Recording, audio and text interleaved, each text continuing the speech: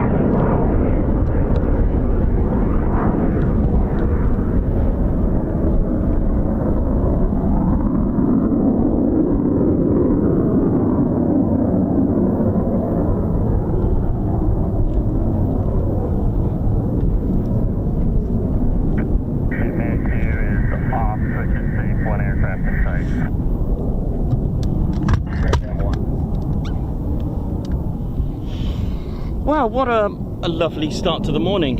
Sounds like they're switching to safe.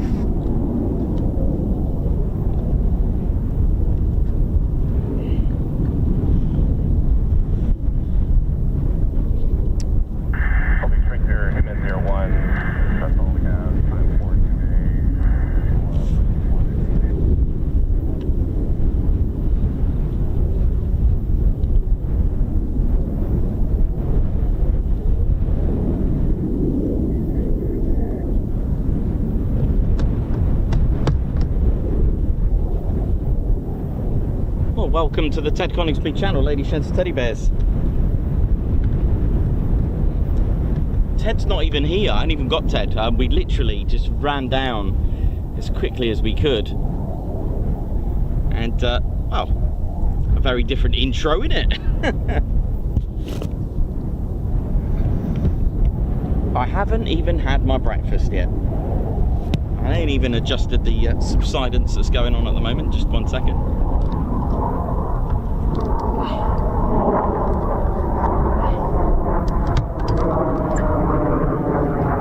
Just sort that out.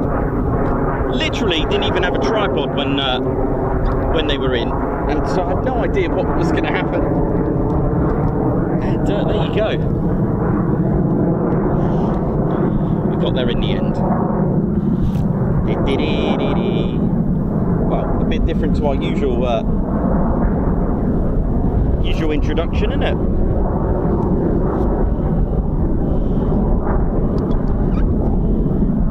It's extremely windy as usual. That's to be expected here at the range.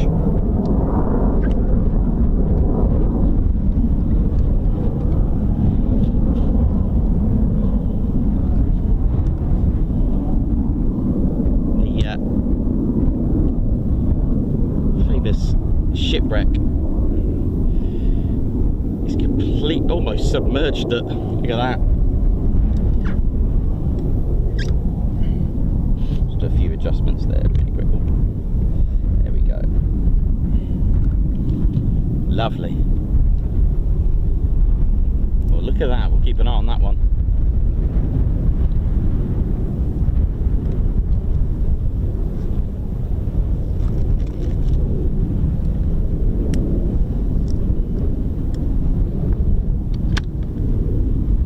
My name's Nick Oss, cameraman and commentator of the Ted Coningsby Channel. I don't have Ted with me. I'm going to go and get him. It was literally, do I get this shot for you? Why not? At least we can say we've had something in the range. We've had them strafing and a good start to the morning. Right, I'll be right back. I'm going to go and get our squadron leader. Let me just pop on just to say hello.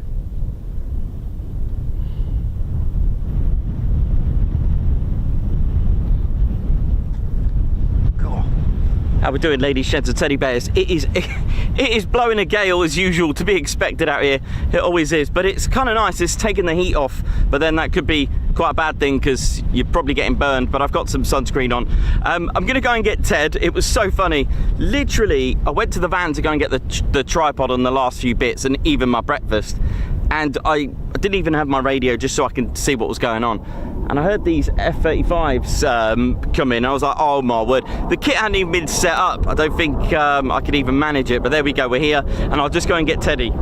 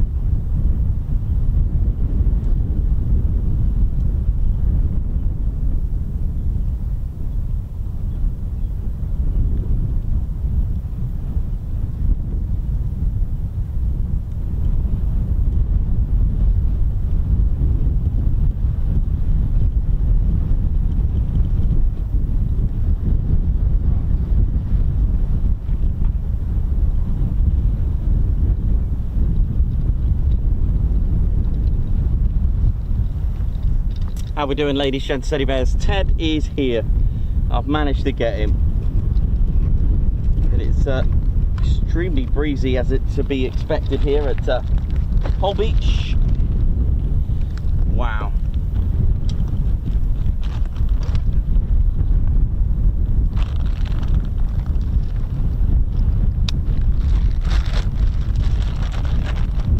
Certainly been a breezy one.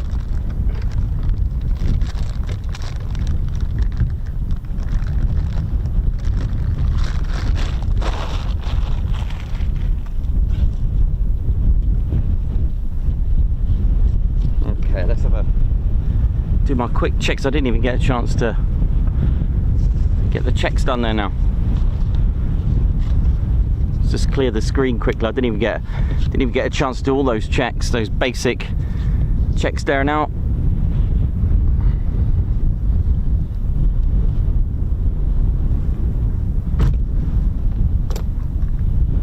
How we doing, ladies, gents, and teddy bears? Hope we're all good. Welcome to Holbeach Air Weapons Range, place to bring your aircraft to blow up and shoot stuff. With all the housekeeping and all that kind of stuff. And I'll carry on proceeding with primary radar, secondary surveillance radar, transponders, and ADS-B, because there's still I'm gonna just pass on the info as best as one can.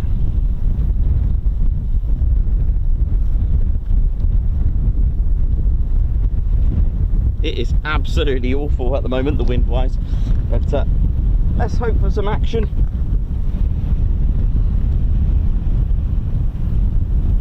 So our squadron leader Ted Coningsby on the controls.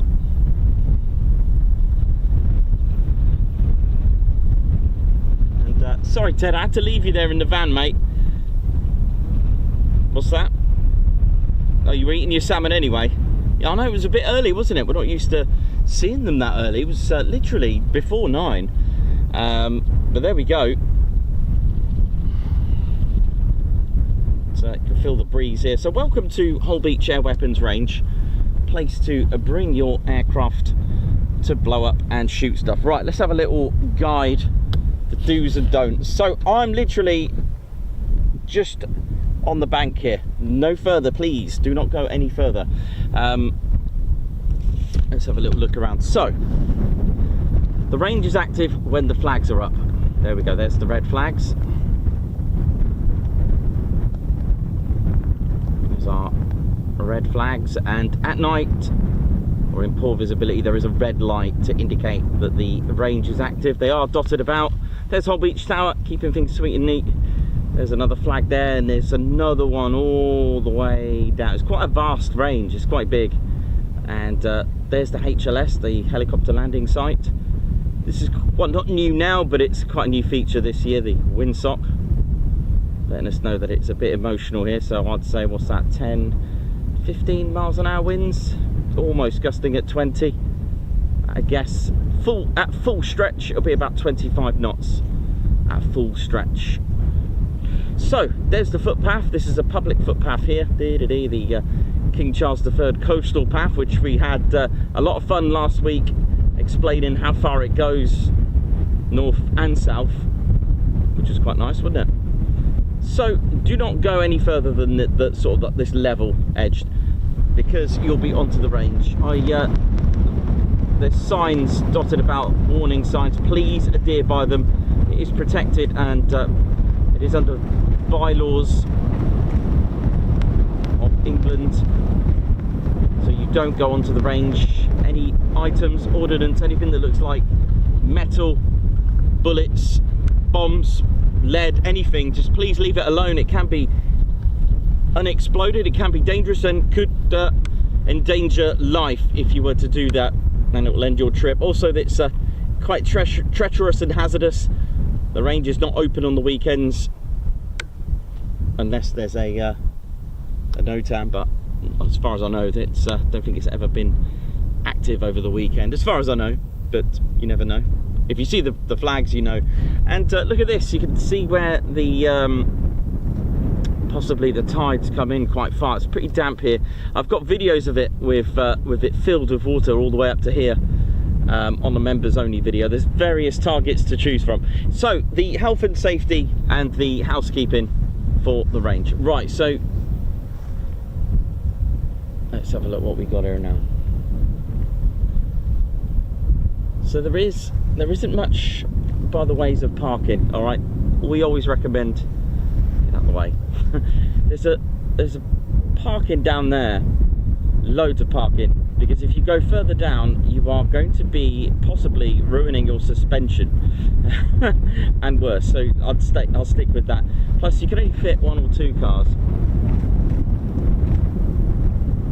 like so, because there is a gate here. Please, under no circumstances do you start parking down the road, because you're blocking this emergency exit.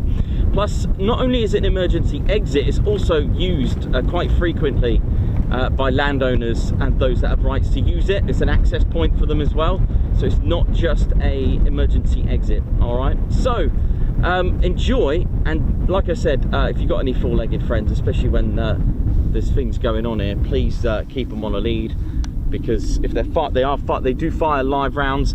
And even the bombs that are inert, they will hurt. They are filled with cement to mimic the weight, and that would pretty much end your trip. That wouldn't be very good, would it? No, Teddy, it wouldn't. So please be mindful of that, because that's going to hurt. So when aircraft come here, what happens? How does it all work? Let's talk about it. Let's have a little talk about how it all works. Okay, so usually things are booked in. Okay, squadrons will book in advance if they've got certain training to do. We do get Hawks here that fire like 3 kilo training bombs. Again, they've got to learn how to do it. You can come here on the off chance, if you just think, right, let's try out some ordnance, maybe you know, just on a pass to use the range for whichever reason.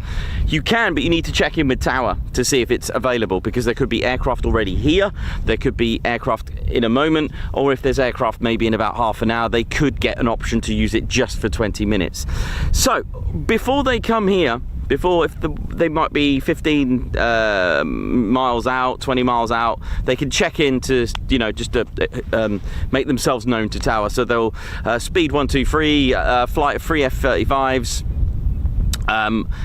1 POB in each, and they need to declare what they've got, whether they got bombs, how many rounds they've got. They need to tell Tower what they have. They will squawk the conspicuity code, which is 7,000, before they get here. More times than none. And when they are entering the range, they will then get given a squawk code, 7002. Now there's this confusion about the transponders off, okay, with F-35s and aircraft not seen. It's not true at all, because you need your transponder on to have a squawk code. Squawk code relies on the transponder. That is the whole thing. It's also known as a transponder code. So that's completely out the window, and I'll explain in a moment the differences between a primary radar, because transponder on or off, you can still see the aircraft, but this is to do with RCS. Apps on phones, ADSB, completely different. Flight radar, completely different. Nothing to do with you know, the actual air traffic controller's radar. It's completely nothing to do with it. There is a separate receiver inside, especially modern aircraft now. Anyway, so they're given a squawk code, so the F-35 will enter the squawk code. Squawk codes don't have an 8 or 9 in them. There you go, a little fact there. But they do have a 0 to 7. So they'll key in 7002. This squawk code is a danger area squawk code. It can be used. There are various danger areas. It's not specific to air weapons ranges. There are other danger areas around the country. Once they're here, they'll turn the safe off. Who was that? No, that's fine. They'll turn the safe off. Okay. Now, they can't just fire everywhere they want. They need to let Tower know what is actually their intentions. So remember, we got 3 F-35s here. Inside the range, and they will explain what they're going to do. They're going to do a couple of dry passes, a couple of weather checks. They're just going to do a familiarization check, And when the aircraft are ready, they will explain what they're going to do. Like target 5 over there, the boat, for example. Target 5 south is the boat. Sorry. Target 5 is the stilts. Sorry, my bad. Target 5 is those stilts. They're 30-foot stilts, which got armoured plating, so used with armoured piercing rounds on various aircraft. So target 5 is those stilts. They could say, right, we're going to go in, we're going to do some hot fire, we're going to fire some rounds. Again, they would have checked in and told them.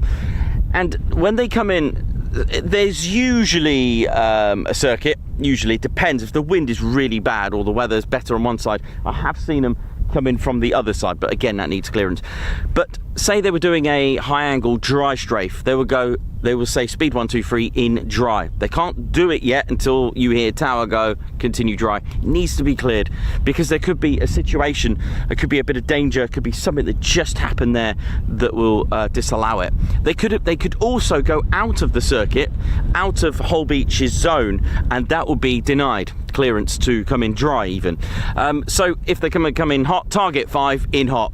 They can't fire that weapon or drop the bombs unless... Hot could also mean bombs, rockets, missiles, guns, anything. Holbeach Tower need to clear that. They can't just fire their weapon. They can't just fire anywhere they want. They need to declare what target and what they're doing. There is, however, an opportunity like the Chinook to say all targets, give them the freedom. But there are other restrictions, because if they, on helicopter, I'll explain in a moment. So once the F-35s are done, they will then have to switch to safe. They have to switch it on. All right, they can't leave without having that on. You can get problems like hung weapons, so the bomb hasn't detached. Bombs are actually jettisoned off with little tiny explosions. Did you know that? If it didn't, sometimes it can create lift and actually go upwards and hit the aircraft. Little fact for you. If they've got a hung bomb, there's two options. If they do have others in the flight, they could do like a little visual check between each other, but sometimes they could do what's called a panel check. Bit of a buzz in the tower, but they'll go belly side to show the tower if the bomb hasn't come off yet, etc. All right, so little things like that. When it comes to helicopters, if there's a jam on the guns, they need to stop, and it's called a stoppage. They need to stop there. That's why sometimes you see them stop, and luckily, you know, with gunners, they can just fix the problem. You can't really do that on an F-35. You can't really just park up, get out, have a look, clear the jam, and then, with helicopters and stuff like that, they can actually deal with it. The Osprey, for example, they've got a gunner on there, they can fix the stoppage. Rockets are a different problem. They have to stay there. If a rocket, we've had this on an Apache, if the rocket got jammed, they need to stay there for half an hour. I know, we've seen that live on the show before. So these are all safety. Don't forget, there's villages, surrounding villages. There's me, there's tower, there's the quadrants. These little towers here, they're called quads or quadrants. Again, they're marked for, they can do the scoring and the visual inspections, things like that. So we've been getting this quite a lot, and here is our Typhoon. I've got a Typhoon here. I've lost one of the drop tanks. I don't know where it's gone, but anyway, never mind, ignore that. So inside aircraft, a lot of aircraft, nearly all aircraft. There are some light aircraft that don't have a transponder inside the aircraft. Now, this is different, okay? You can have your transponder off and still get seen. All right, I need to explain this to everyone. There are I'm going to say 3 for now. I'm going to say that there are 3 different types of receivers or radars to see. Let's go basic. All right, shall we go basic? I think this will work this way, or shall I go secondary surveillance radar first? Let's go secondary surveillance first. Transponder, what is that? Inside most aircraft, there is a transponder, all right? And it's like a little keypad, and you dial in whatever. If you've got your radio at Lincolnshire or Coningsby or anywhere you want, you'll hear before departure they need a squawk code. Why is the squawk code important? It's got vital information and management, air traffic management. It manages the aircraft. It gives them data, altitude, a little bit about the aircraft, speed and what it's doing, all right? Because there's Swanwick, Barnsley, there's all these serviceable there's all these services that can be connected to, so you know that this aircraft is, when they're going north, they may be given the squawk code for Barnsley, so they're managed by Barnsley. It's a way to manage the aircraft. Now you've got to remember what transponder means. It's got two words: transmit and respond. Now, as far as I know, it uses mode S. There are modes A, B, and S on transponders. Now, mode S, I believe, uses the transponder code. Now, F-35s, you may not see them, and it's got nothing to do with ADS or transponders being off, and I'll explain. So the transponder, I'm going to make this up, squawk 0405. All right, I'm going to make that up. If there was two aircraft of the same flight, it'll go up one digit, 0406, 0407, and so on. All right, in case there's more than one in the flight. So the pilot's keyed in the squawk code, and what that does, remember, transmit and respond. It's got two words. It transmits to any SSR. That is what uses the transponder or the squawk. Okay, it's sending that squawk code, it's transmitting and responding with an SSR. So anywhere that's got an SSR, that squawk code means it's been managed. All right, they can now, that connection between an SSR, secondary surveillance radar, to the aircraft then gets pinged to an air traffic controller's radar. Hope that makes sense. Now, the primary radar, so it will make a bit more sense now. So the secondary surveillance radar manages and deals with transponders. All right, that's what that does. It deals with transponders. Okay, it's got nothing to do with ADS-B just yet. All right, just wait a moment. Hope you got that. So they're keying a squawk code on departure at Lincolnshire. I think it's something like 0307 or something, I don't know. They key that in. You've seen the SSR, you've seen what it looks like. It's a classic, it looks like a primary radar with a long radar on the top, and it's got these antennas. That's your secondary surveillance radar, and that is the communication. So the benefit of having an SSR is to give more information of altitude, speed, and traffic management. All right, hope that makes sense. A primary radar doesn't rely on the transponder. It doesn't matter, it will see it anyway.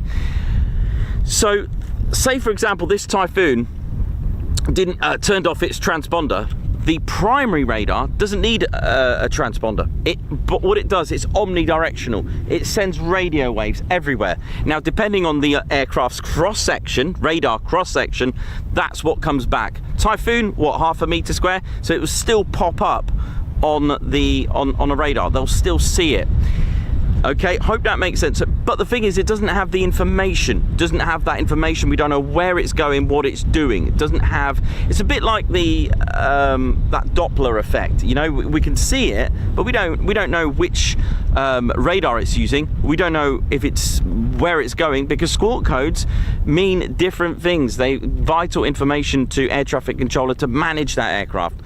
Which is why our friends that come over and cause a QRA from Lossiemouth, for example, 9 times out of 10, they don't have their transponders on, all right?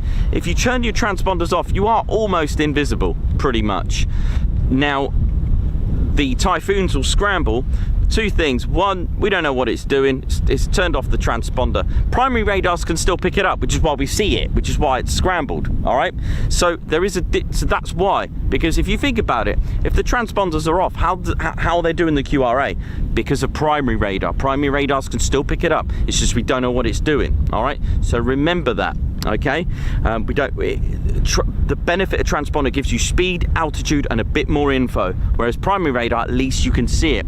So why can't we see it on ADS-B? Because they have an ADS-B receiver inside them. It's completely different. Now, we spoke about radar. ADS-B uses GPS. All right. So on our phones, we've got GPS. So when my signal's gone, it can use GPS. So modern phones can do that. So if you remember, so I'm here with my phone, I've got no signal, but it can then use GPS, which is of course satellite. ADS-B automatic, because it is constantly on auto. Dependent, because it's dependent. It's a surveillance broadcast. That's what ADS-B stands for. Okay. Now there is a receiver inside there. There's a ADS-B in and out. Now I'm not going to go into too much detail, but have you ever noticed where you've got an aircraft you're tracking over America and it goes over the sea and it just disappears? This is a bit of a glitch on that respect, because obviously it's harder to have ADS-B receivers as well, which are on the ground, which then communicate. So the aircraft's here, you've got satellite going into the ADS-B receiver, then go into the receivers on the ground. I can't remember the brand, I might have to look that up. Is it Elron? And then it gets, all the data can be seen on an ADS-B exchange tracker and tower. That's how they're seeing it. But you can turn off the data, not the transponder. All right, does that make sense? You can turn off the ADS-B or limit aircraft data disabled. Okay, so LAD, I think it's called, LADD, you can limit, and that's all done with the FAA as well, it's approved. So, which is why sometimes they're on, sometimes they're off. I have seen F-35s. Usually you'll see an F-35 visible on ADS-B because it's 7700, an emergency squawk code. They can send that data and release it to say, hey, I'm in a bit of trouble. So that's why there are a few issues sometimes with ADS-B, because you can have GPS outages as well, which is why you get all these funny things. When the thing with ADS-B, it works to a certain level, which is why when they go so low, you can't see it on ADS-B. It just disappears. So when they go low level, don't forget, receivers are pointing up. If you're going too low, it's a bit like avoiding radar, which is why low level is good, because you can't be picked up by radar. So you've got ADS-B receivers on the ground pointing up. You've gone below that, low level, that's why it disappears, all right? Does that make sense now? Because low level, you go low level to avoid radar. Tornado, that's what it does. That was what it was good for. Low level, avoid radar. And that's exactly what it is. I hope that made sense. I hope that was a bit more clearer for you that would like to know a little bit more. But yeah, I've tried to make it as basic as possible. I hope that made sense. Maybe a couple of TED drawings.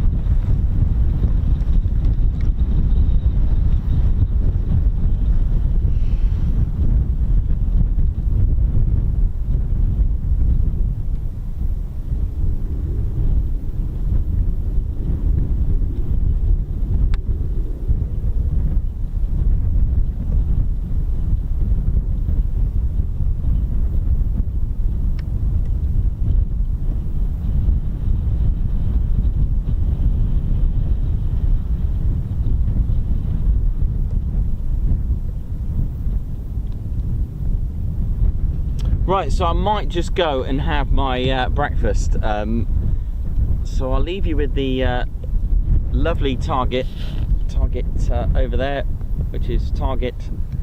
There are two boats. There is a planning permission put in place to get these replaced. Oh, it's getting worse, isn't it? Look at this. Tide's rising here. Look at that. Oh.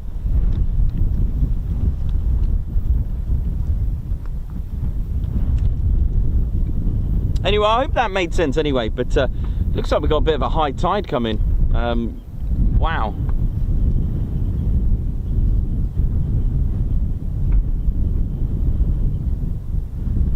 Right, let's go and get some breakfast, Teddy.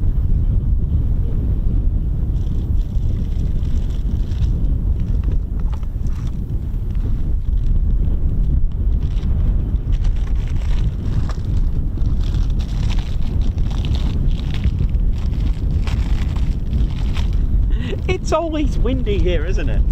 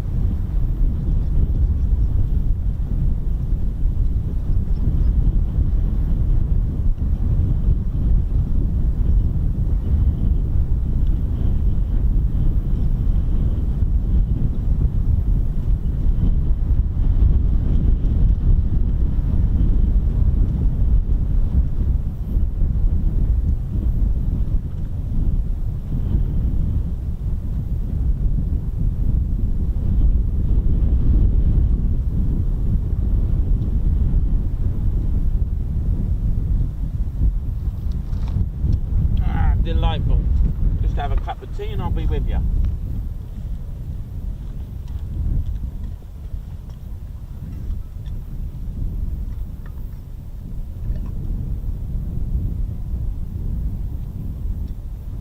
It's lovely and relaxing out here.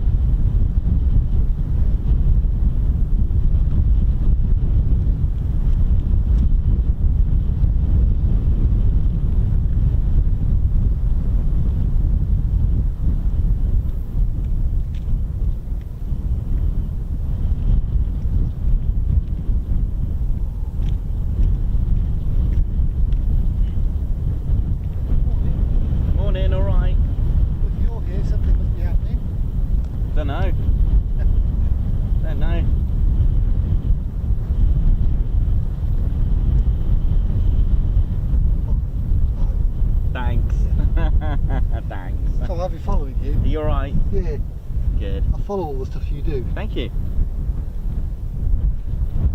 Now there was F-35s in the morning, just before 9. Yeah. And it's just a waiting game now. Yeah. Just wait and see what happens. Yeah, we heard them going off. Yeah. Would have been down the market. Yeah. Probably heading back, or I don't know where they go. Either we were climbing up or going back. We see him. Yeah. Well, enjoy. It's at least it's dry. It's a lovely day. Thank you. You get no idea what's going on anywhere. No. No, you just turn up. Just see what happens. Did you ever go down a nook?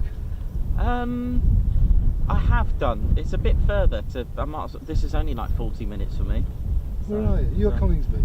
No, just Peterborough down the road. Oh right. It's not far. No. So I might as well come here rather than do the same risk for 2 hours. It's the same sort of layout. Same bit, same bit of coast, Yeah, I isn't mean it? it's easier for me here. Right, I think Donanook's a bit of a track, I think, for viewing. I think I'm not. Yeah, it is. Yeah. I think it's a lot not as easy as just parking it there and just. No. You know. It's a bit of a walk from the car park. Yeah, it is. Yeah. Yeah, that's why I like it here. Have fun. Yeah, thank you. Thank you. You never know. I'll be watching. All right, thank you. Take care. If I could go home now, you can save me a walk. Oh, thanks. Thank you.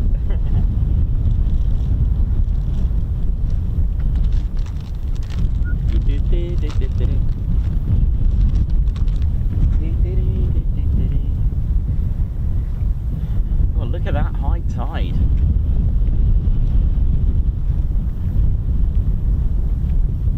We've almost lost that the pirate ship. It always reminds me of a pirate vessel, that one. And the other vessel, I think is completely gone. So that's target 5. So those are 30-foot stilts. So they're a little bit under the weather.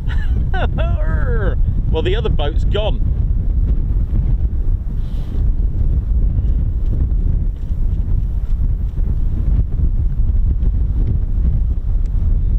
You can see how far the tide's come in and left quite a lot. We haven't really had any rain. Wow. Come on, look at it.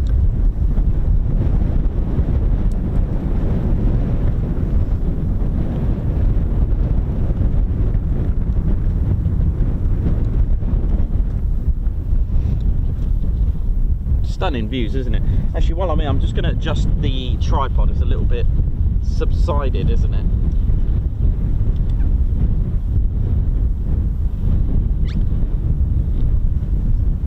Just one sec. I normally do this before I start, but of course it was literally run and gun, wasn't it? With the F-35s that came in today. Stunning views. Let's have a little look at the targets. These are the strafing panels. There are 3. They're set at different angles for different angle of attack. That one looks like it's fallen down. I don't think it's meant to be like that. And that one's meant to be flat to bring a different challenge to strafing. God, you're gonna have to really come down on a sharp angle to get that one. Look at that. They are deliberately at different angles, so that's almost flat, isn't it? Look at that. This one, well, it's meant to be, I don't know, 40 degree, 30 degree angle maybe. And then that's almost pretty much vertical. Almost, not, obviously not, but that one's had a bit of a tumble, isn't it? Or been destroyed and shot to bits. They do use live rounds, by the way, so don't think that they're not live when it comes to rounds for the cannon. This is the nice strafing bombing ring.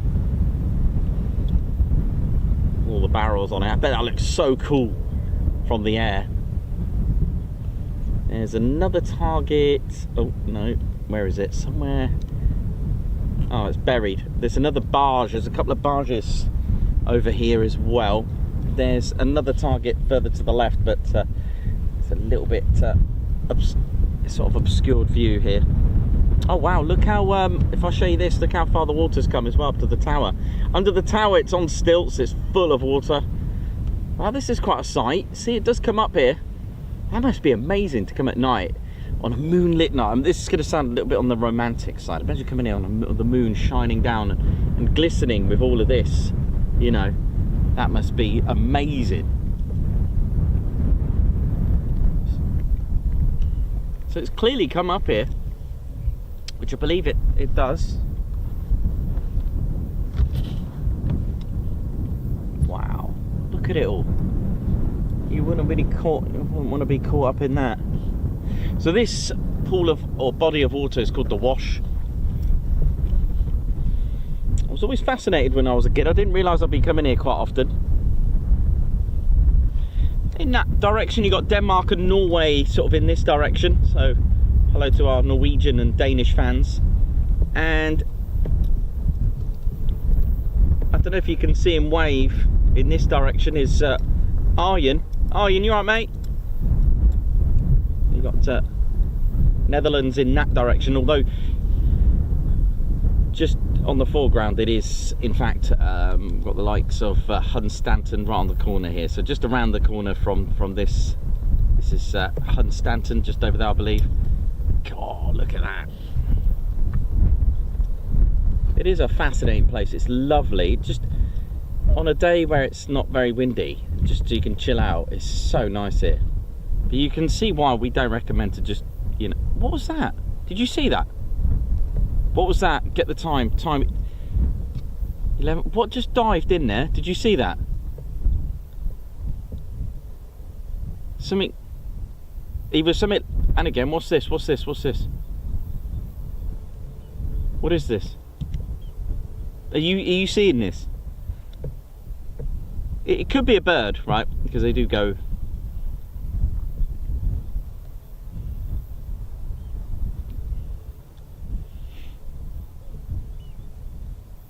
What is that?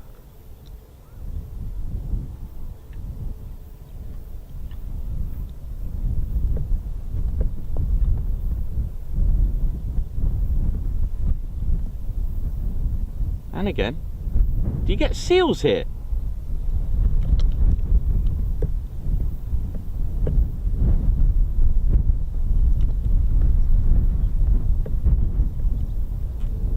What is anyone watching this? What is that? It's a seal, isn't it? Am I just embarrassed myself?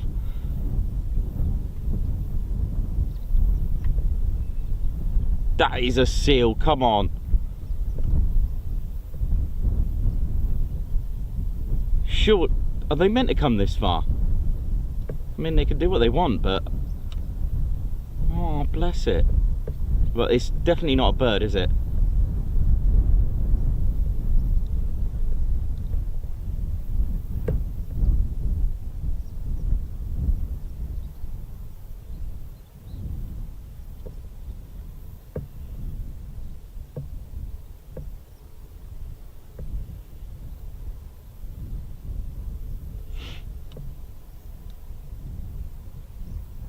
I know you get them at Nook.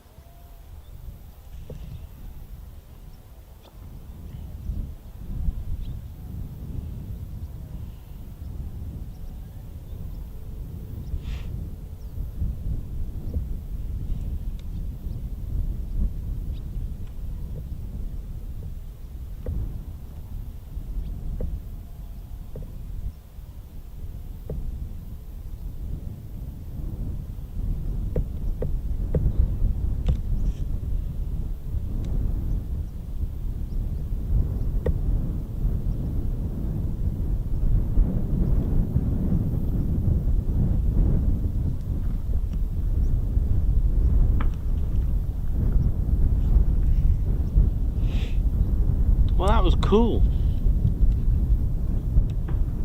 I didn't think I'd be looking at seals today. Oh, there we go. Hello.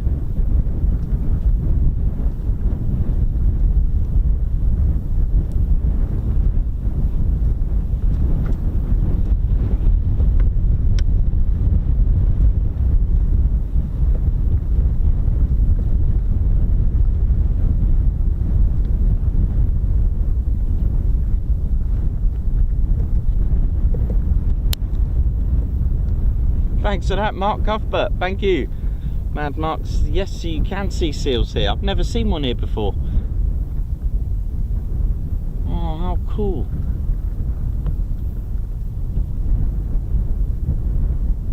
I know that you get loads at Nook, but wow. Oh, ain't that a treat?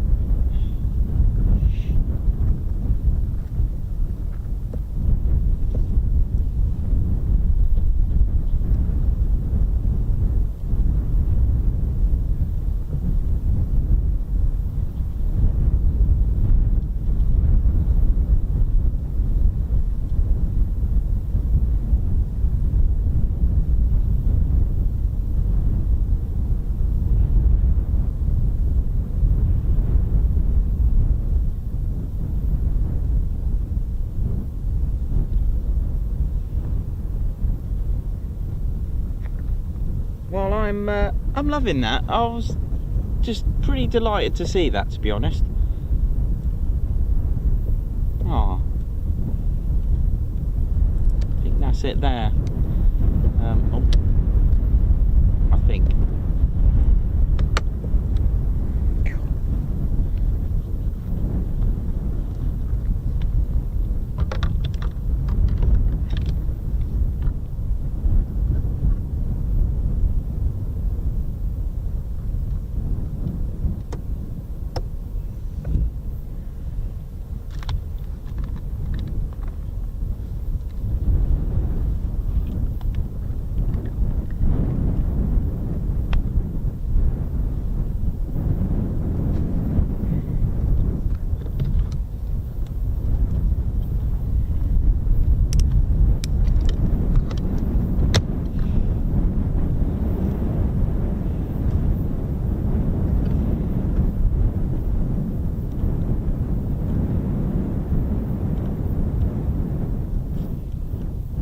Well, that was a nice surprise, to be honest.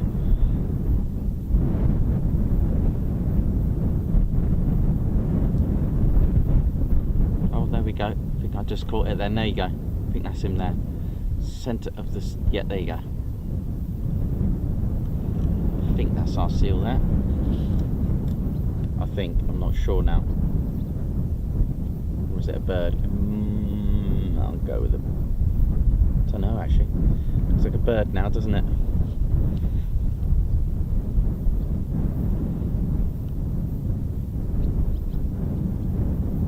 Cool.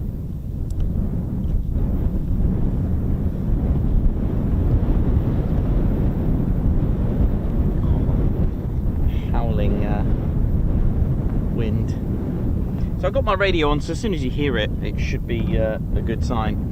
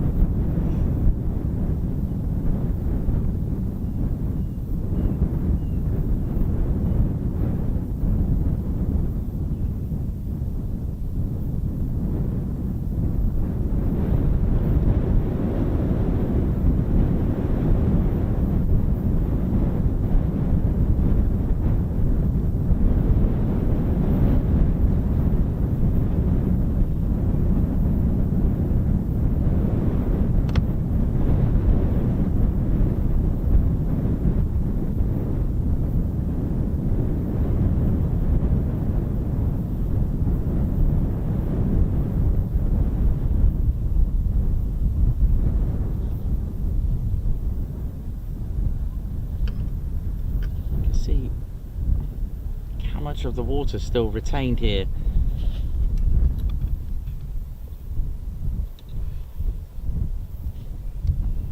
I believe that's coming from the stream, this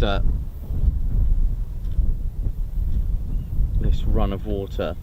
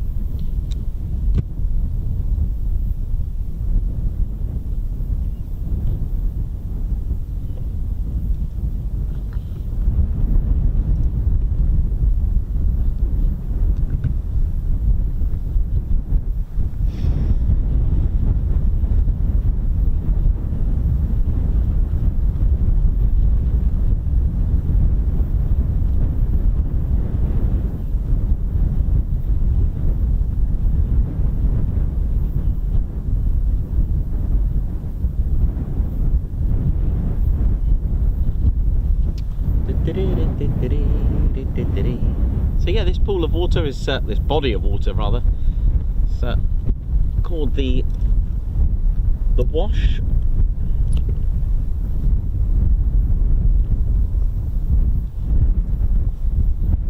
And it's got a sort of rectangular appearance in some ways. It's a multiple estuary, and it's on our east coast of England, dear and all.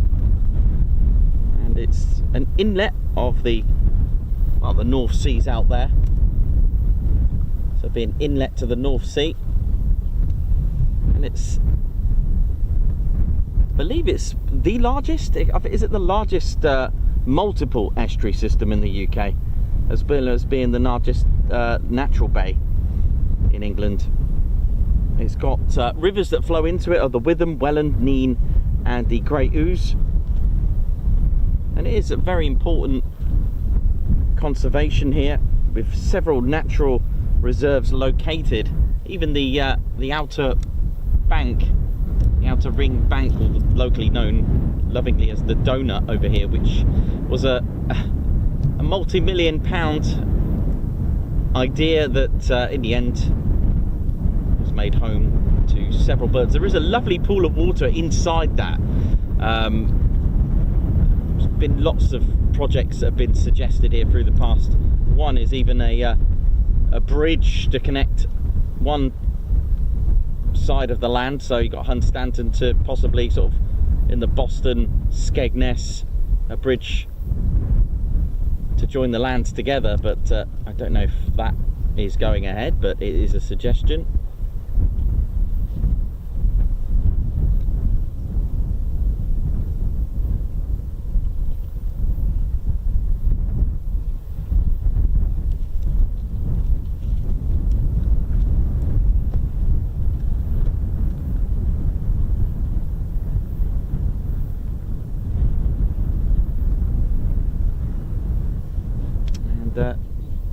Just to give you an idea, it stretches all the way, let me see, so you've got like Gibraltar Point. I don't think we can see it from here, but you've got Gibraltar Point just to the south of Skegness over there. Won't be able to get a look at that, but you've got Gibraltar Point just to the south of Skegness, to Gore Point near the village of Holm next to the sea, and just to the east of the seaside town here on this side of Norfolk you've got Hunstanton. Classic places to put a smile on your faces. There you go. It's where our first ever Pikachu at Hunstanton. That's how I remember it. I was with my parents and we won a Pikachu, and then we celebrated with some good old donuts by the sea. There you go.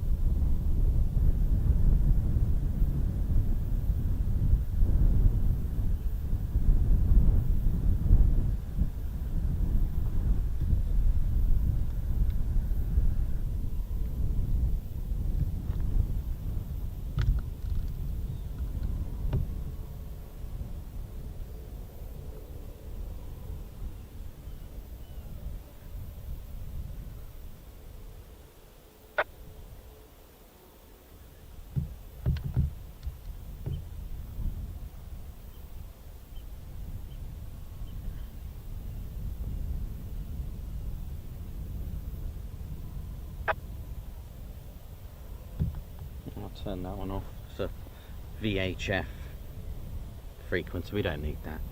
Let's get rid of that. We just need primary and secondary, I think. Or do we? What's this? Yeah, I'll turn that one off. It's a bit of static on that channel. So how we doing? Dave Holloway, Captain A, Margot, Pauline, Jenny B, Summer Watch on. We've got Big Si and the outdoor ops there. Wib, Scoochie Man. We've got 01 Tusker. Paul Fairclough, Paul Mayers, LEJ Approach, Vayner, how you doing? Aspen, what up? Doctor, Captain A, Dave Holloway, Paul Mayers, how we all doing? Margot Baxter, how's it all going? And hope you're all enjoying the show so far. Chili Beef, how you doing? Hope you're good. Jan Clark, what up? How you doing as well? But to tell you what, it is a great place just to come and chill out. It really is. It's my local, really, for as far as doing shows. But my local base is actually Wittering, but we're yet to do a show there. You never know. You never know. Be a bit of a challenge, but there is one spot I could go to without the busy A1.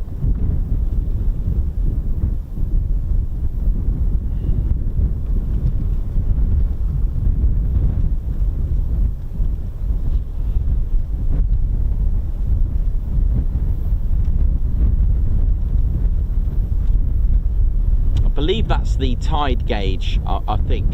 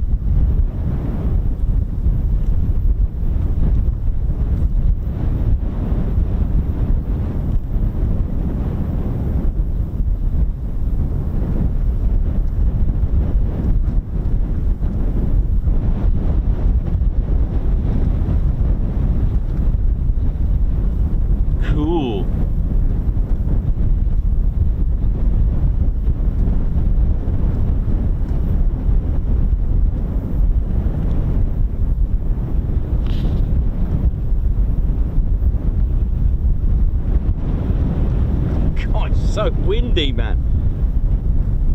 Oh, nice one. We even got 110k. There you go. Lovely. 110,000 subscribers. There we go. Lovely. Thank you all so much for the support. Hey, should we see if we can see anything in here? I don't know how good this is going to work out. Anything going on in here?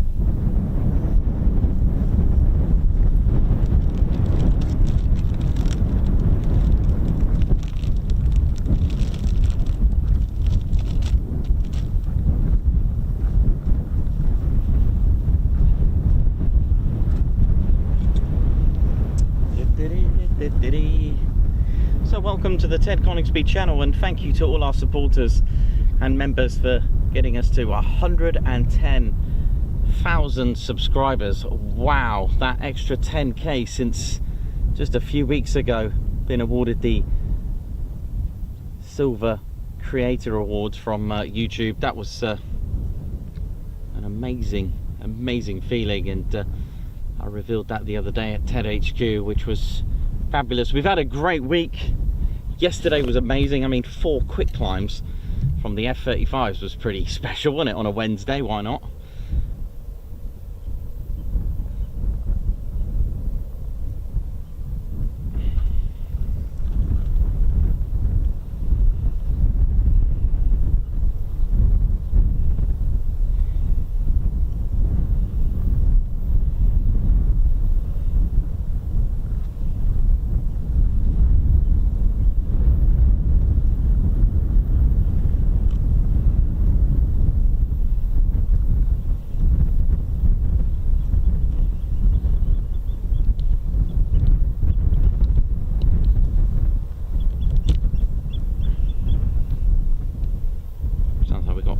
Oyster catchers, is it?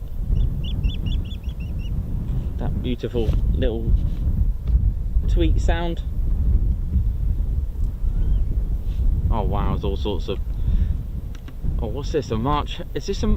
Was that a marsh hare? Hang on. Aerial combat.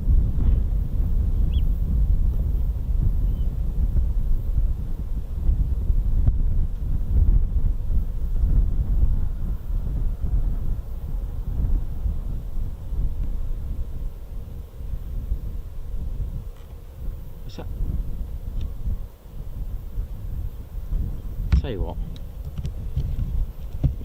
let me at him, hang on. There you go, this is better.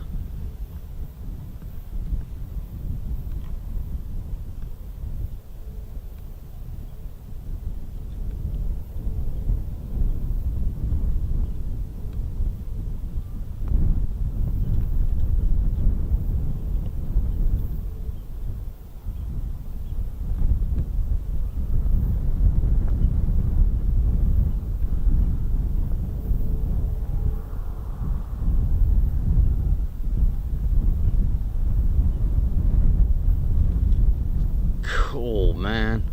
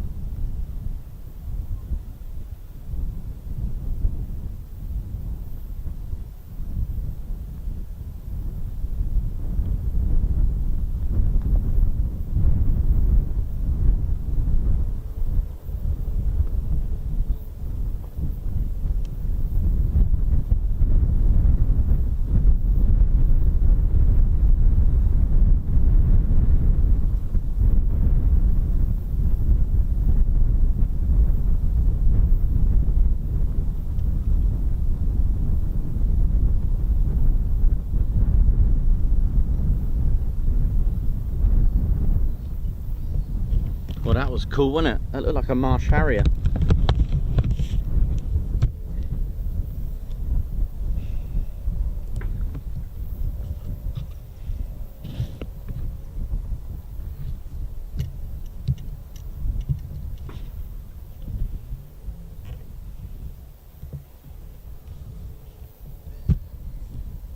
Well, we're certainly getting our fix of wildlife today.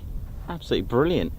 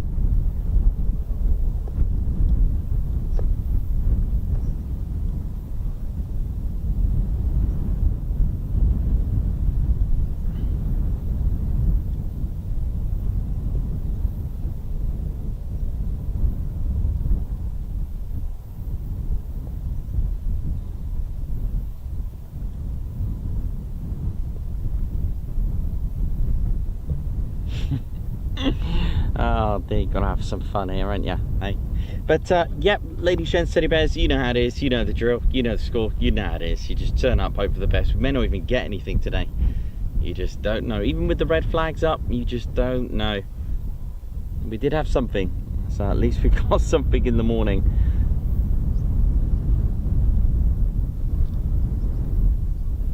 But stay tuned. Maybe I'll. Maybe we'll all be surprised later. Love all the.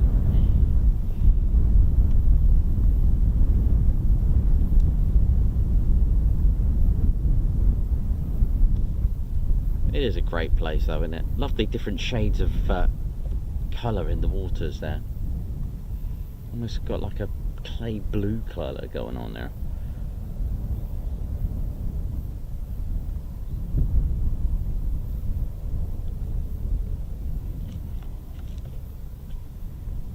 I wonder if we'll see haggis at Lossiemouth. When we go to Lossiemouth, might see him. Who remembers haggis? One of the characters that a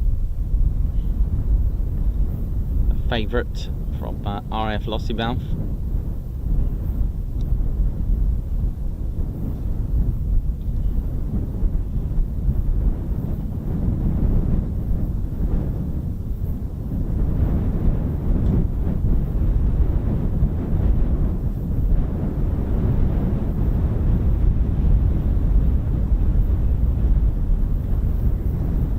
Gonna have another cup of tea.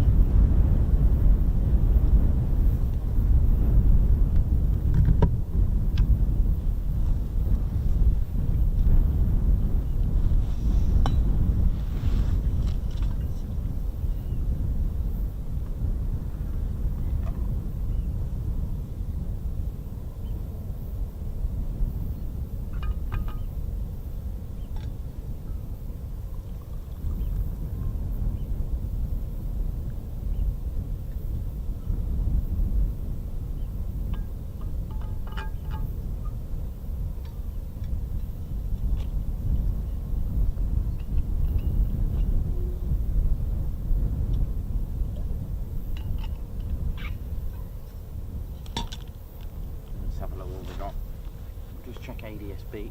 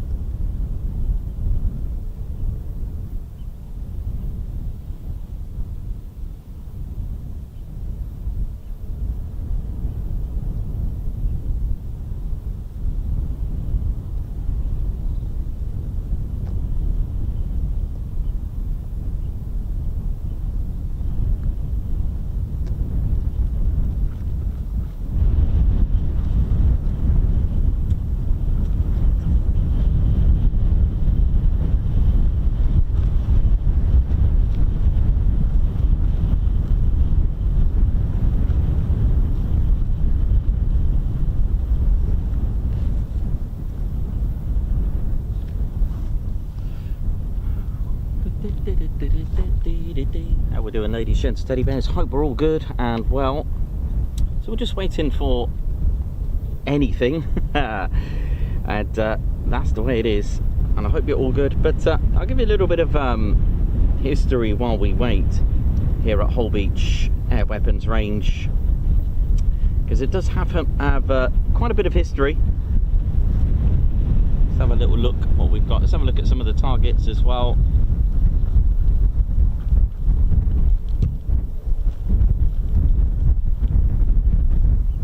Well, that's really getting swallowed there by the tides. But it's if you just missed it, we are in the vicinity looking at the Wash, this body of water. And there's a couple of the targets there. Target 5 to the left, which is the 30-foot stilts, and target 6 south, that boat just there.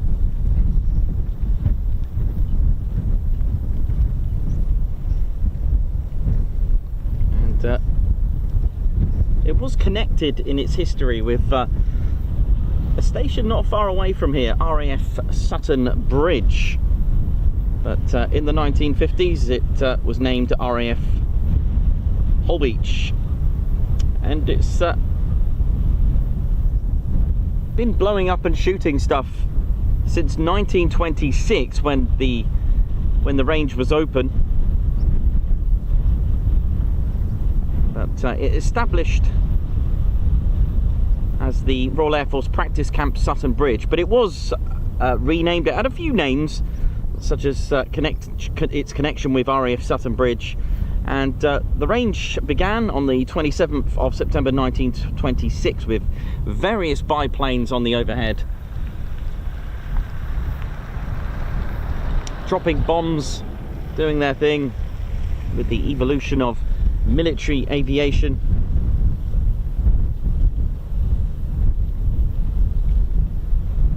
Would have been firing and dropping bombs. It was back then in the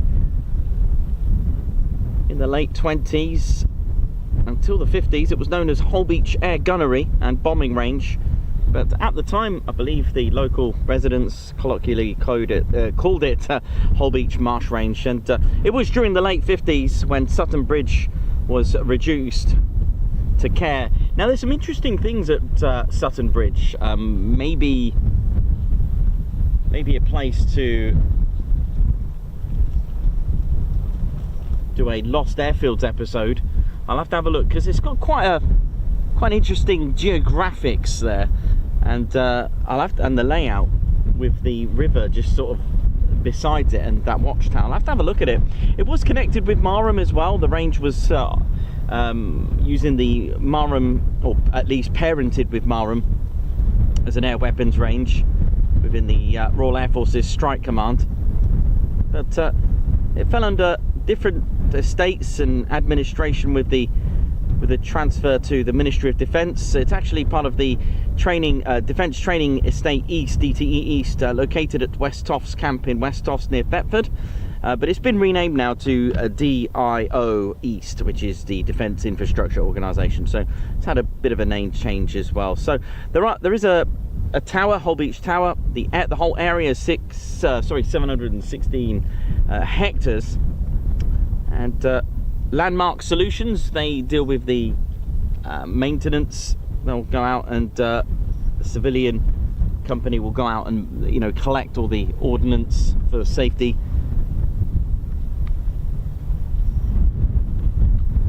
And of course we've got the quadrants that are here, these sort of pillars, these tall towers, or just quads.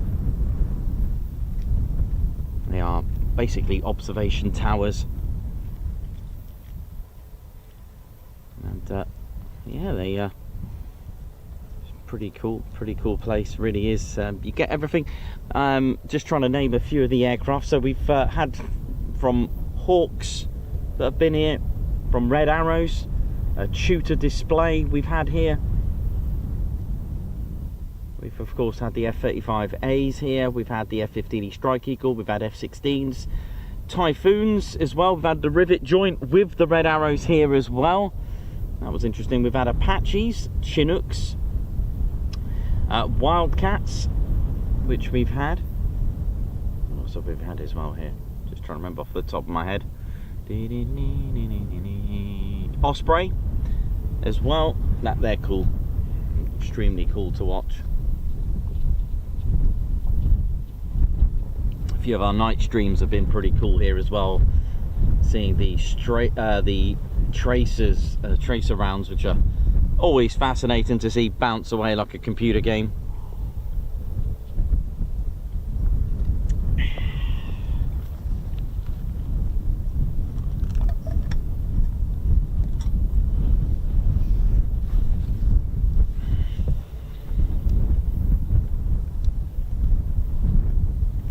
Oh, there's a little bit of one of the targets, the set of barges that are put together. That's yeah, that's completely buried there, isn't it? But it was nice to see the seal. That was cool, wasn't it? I like stuff like that. I'm glad it was a seal.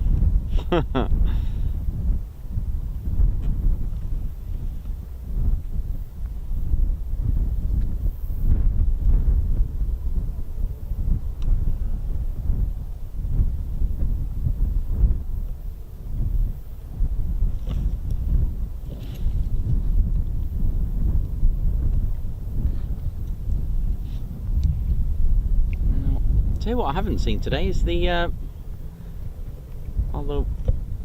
wind turbines. Where are they? Somewhere over here, aren't they? Oh dear, that's a bit emotional, that.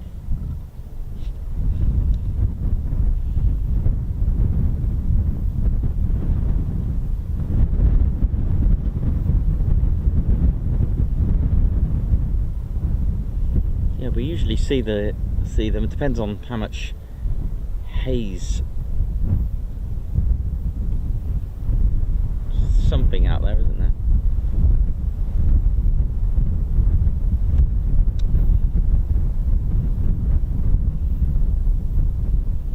Oh, there they are. Aha.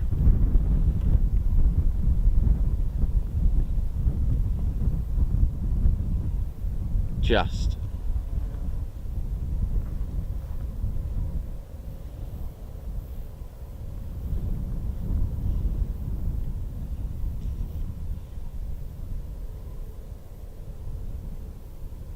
There's a few more now come into the picture. There we go.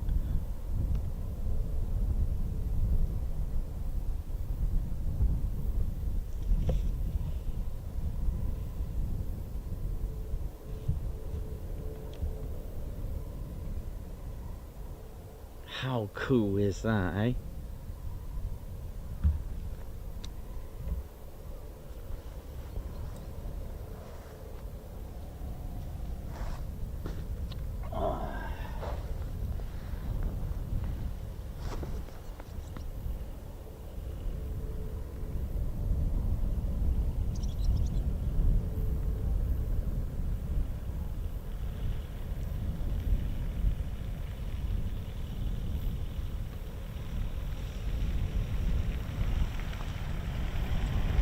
Hey man, alright.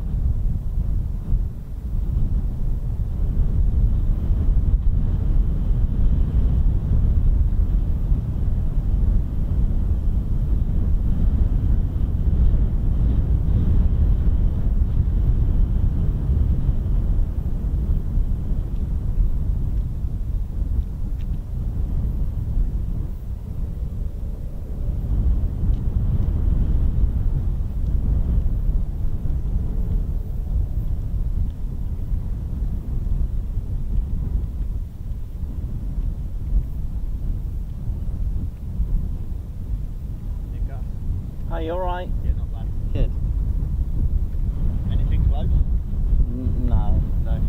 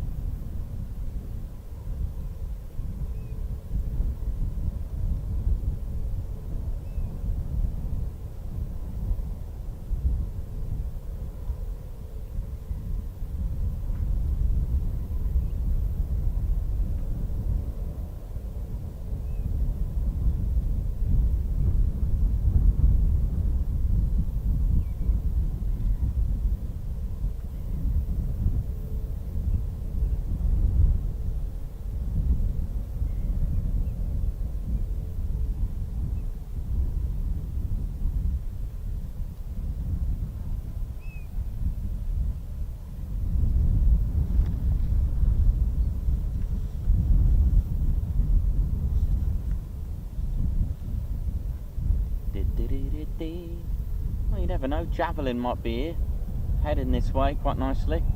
We do get hawks from RAF Leeming, so keep an eye on that one. It's a Hawk Mark 167, so it's similar to a Hawk T2. Now, it would help if the sorry, my scanner's turned off. It would help if it was on, right? Might get a Hawk today. Now, they're not the easiest to film, trust me, especially in the wind, going a few hundred miles per hour. So, well, that's my excuse anyway. But here we go. But that's if it does come here. Looks good. Looks good. Oh, hello.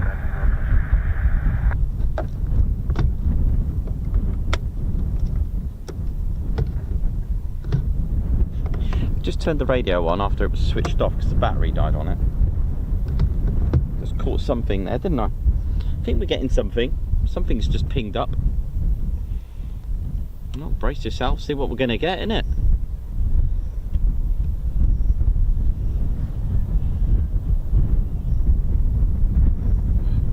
I think we're going to get this hawk. I think. Possibly two of them. We'll have to listen out, won't we?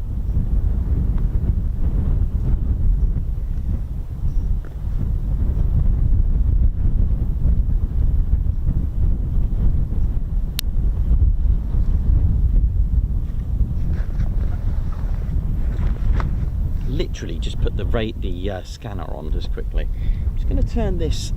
Remember, I need to kind of turn this a little bit because of that horrible wind. Be able to get a better shot for you. Yeah, should be all right. Yeah, I'm gonna go with that. Just move the tripod a little bit just to give me a bit more support. I'm doing what I did last week by leaning on it, using it as a bit of support, because the wind again same direction as last week. Look at this. What's this here? This little bird just enjoying it. Look at that. Hello. What's that? Just a gull. Just having a good time in there. Hello. Right there now.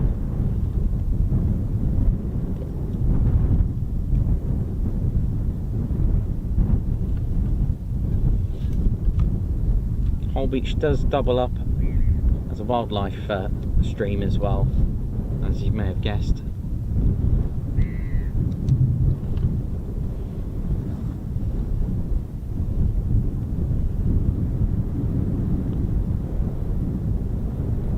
I think we're looking good. Oh, hello. Did that just catch a crab? What? Did you just see that live? You look like a crab.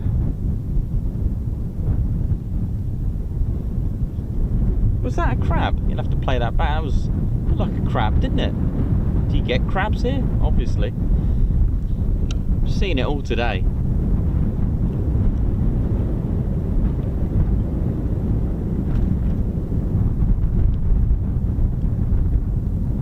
Yep, it got a crab. God, it just scoffed it.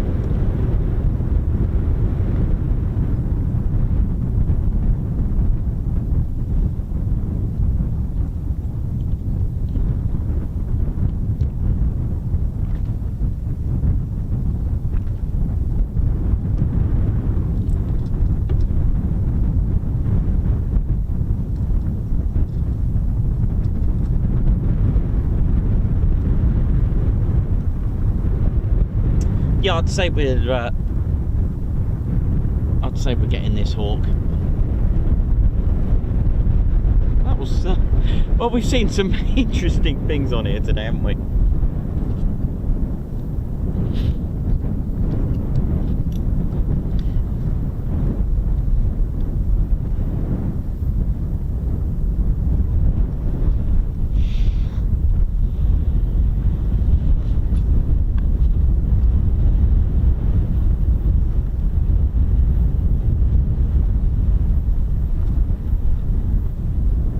Okay, so RAF Leeming, home to the number 11 Qatari Emiri Air Force, and it's a joint training program for the Qatari Emiri Air Force, which is linked with the interests and of course the Euro. Approaching range boundaries, primary. Javelin 17. Is that Javelin 17? Primary, Javelin 17, join. Javelin 17, Holbeach range. Good morning, join range code, QEAF 1016. Code QEAF 1016, Javelin 1. So they trained the Qatari Emiri Air Force, and it is their RAF Valley for the Qatari Emiri Air Force for fast jet training to convert to the Typhoon.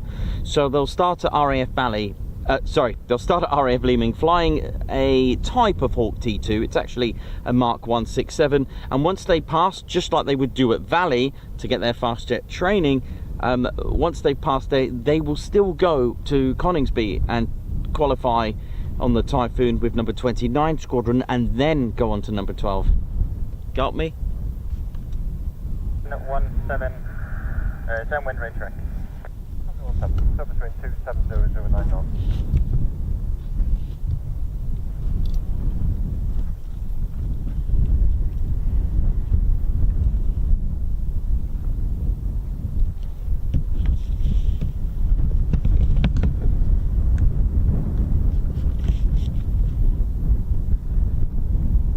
Don't know if it's just the one, but I see it.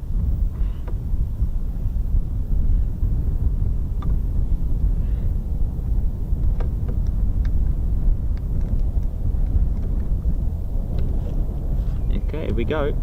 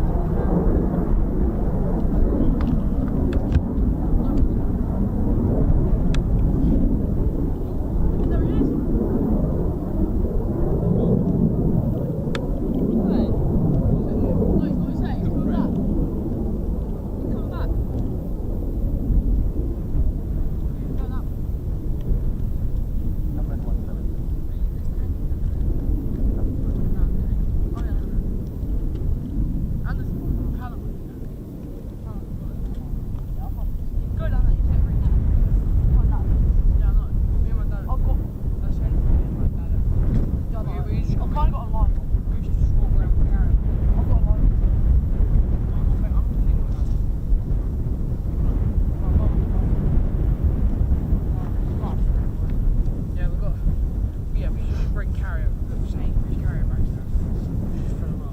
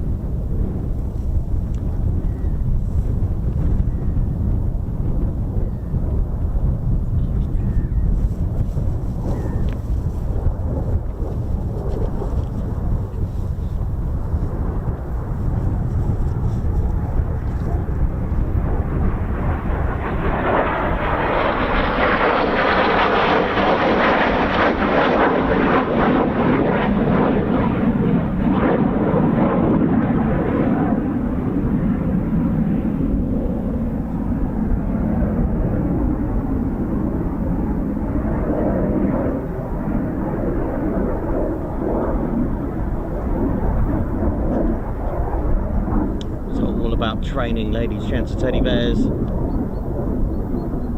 and you never know, in the future we might be seeing this pilot with 12 squadron or 29 in a Typhoon.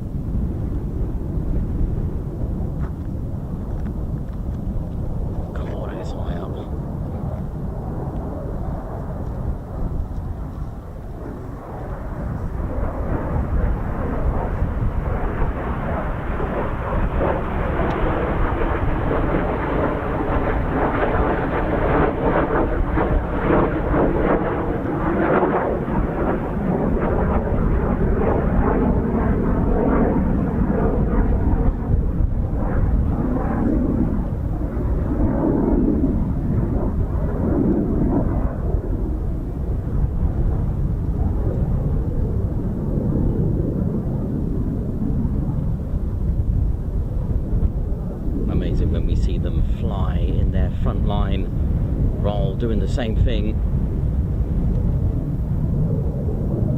All about the training. They can use 3 kilo bombs, which are training bombs, of course.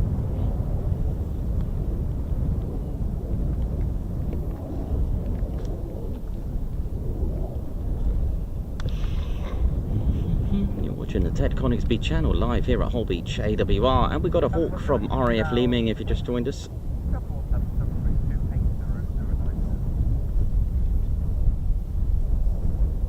It's a singleton. We've had 2 F-35s in the morning doing some dry strafes, which was quite fun as I just got here.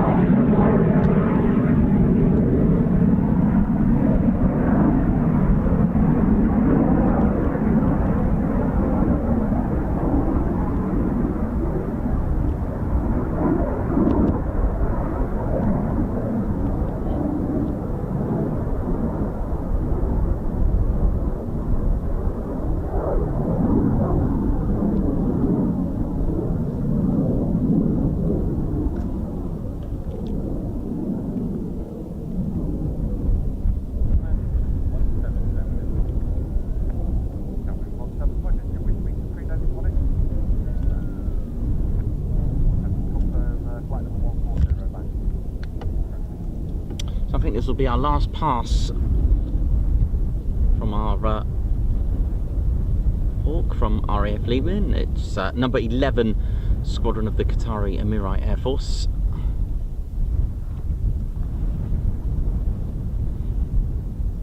It is dual controlled, so there will be a QFI in there from our Royal Air Force training the crew. training the pilot. And it requires a lot of skill to do this.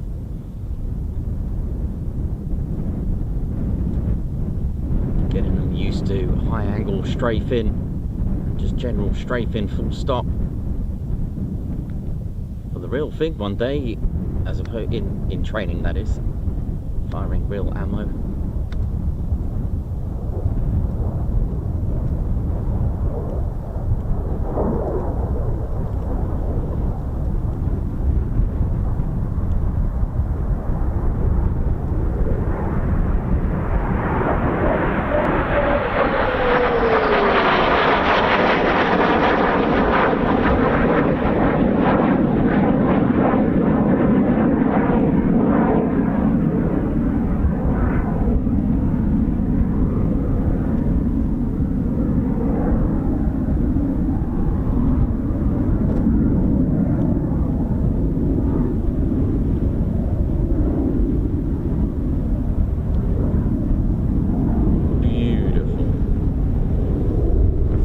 It for the Hawk.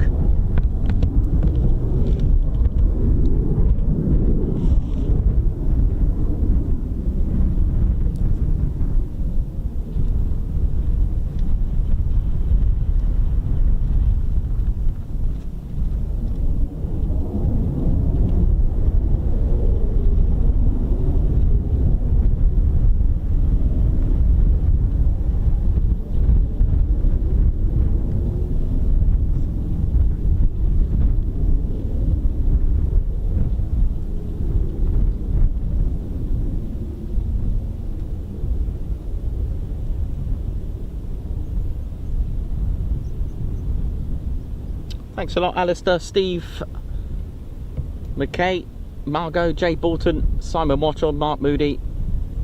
They do, yes, they can carry weapons, of course they can. Yeah, the cannon as well on the underbelly. I believe they got, they can have. I know the Hawk T1A used to have one, 30mm cannon underneath, right? The aided cannon. I haven't gone into too much detail with the Hawk T2, so when we go to Leeming, I'll do my research again and try and remember, but I think it's the same scenario. I don't think they got an integral cannon actually built in, or I could be wrong, but as far as I know, it's mounted underneath. In fact, I could just check, couldn't I? I could just check for you. But this is a Hawk, BAE Systems Hawk, and that one's a Mark 167. Let's have a look at the T2.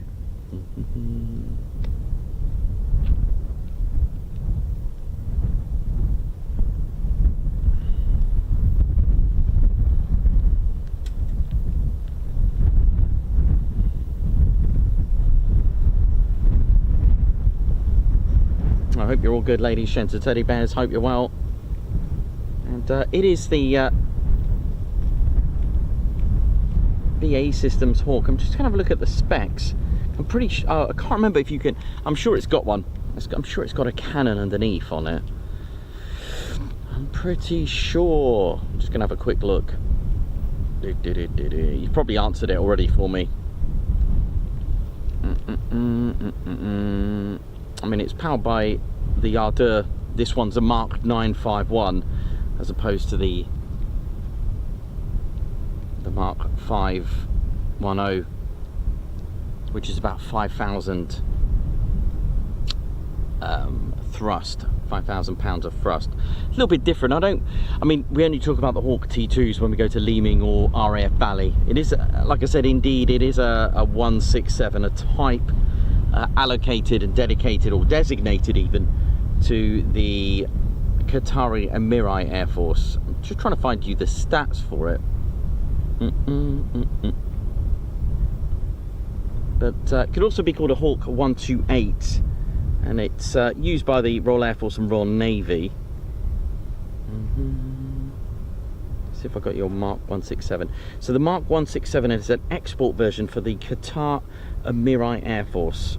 Check that out. And they do operate at RAF Leeming to operate as a joint Qatari Emiri Air Force, Royal Air Force Advanced Jet Training Squadron on that.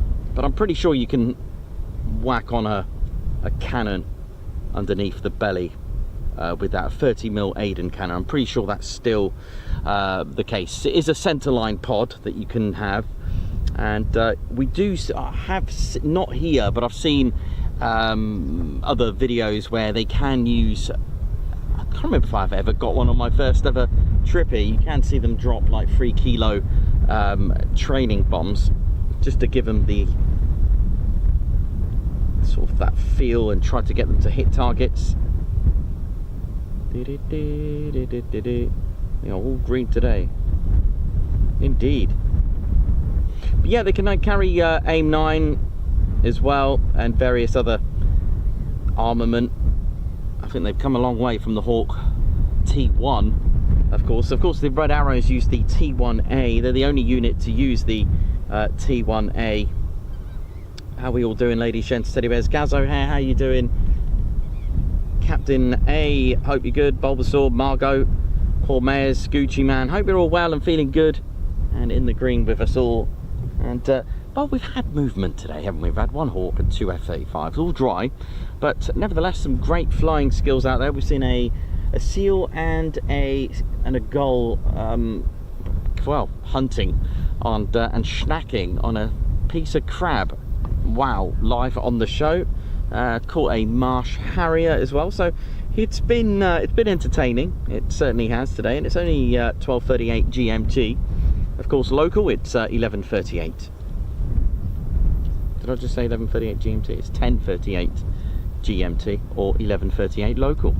Depends how you want to do it, because we are globally watched and viewed and loved. So if you're tuned in, where you're watching from, let us know, and how you doing.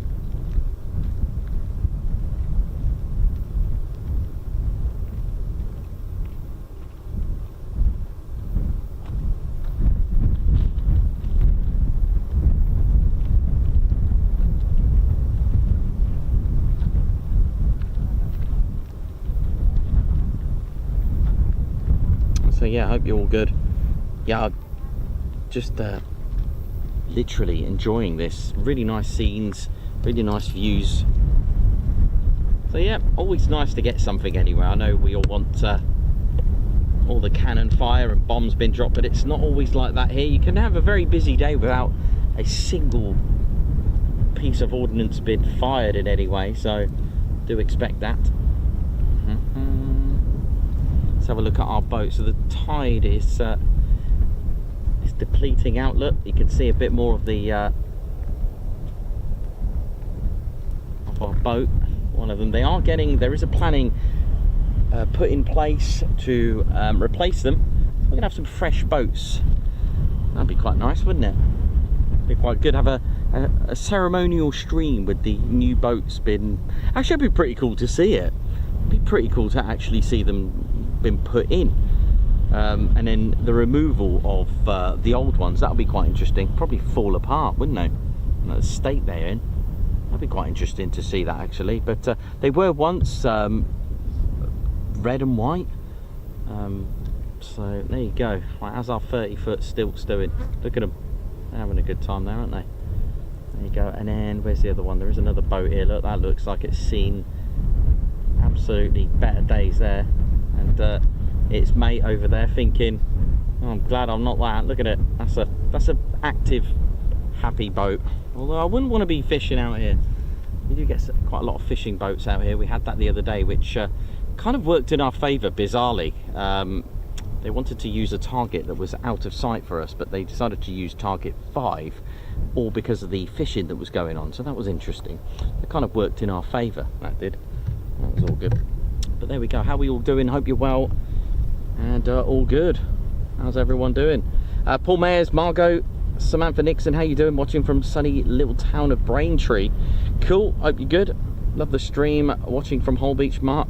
Moody, how you doing? Love a stream from Holbeach. Yes, indeed. Brian King, how you doing? Archie, how's it going? Joe P91, hope we're all good and well. Anonymous, Summer Watch on. Lovely to see all our regulars on here.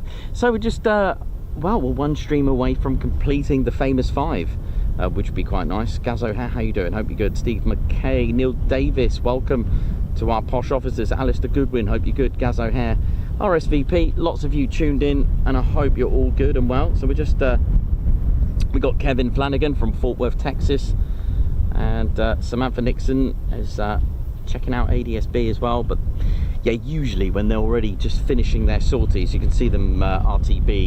They don't often come to visit the range, but they can do. They can always do a refuel and come back. So there we go.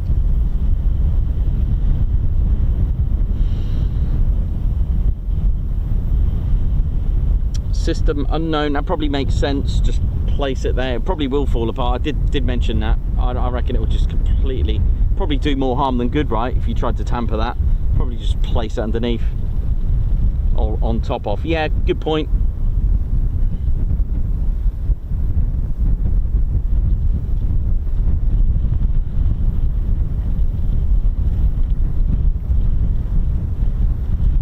Yeah, it's lovely. Jojo is lovely. It's a really nice scenery. Shame about the wind, unfortunately. But yeah, it's a bit of a shame, but there we go. What can you do? It's usually windy here. Usually, every time I've come here, it's always had a bit of windy wind going on. But there we go. There's that one over there. Look, old and new. Look at that. Right, let's have a look if I can spot any more wildlife for you.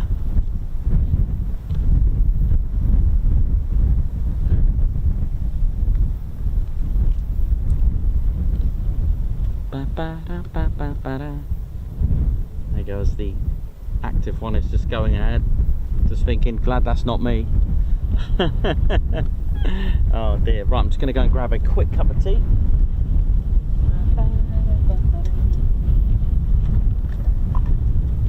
Ah, you're right. Just subscribe to your channel. Oh, thank you.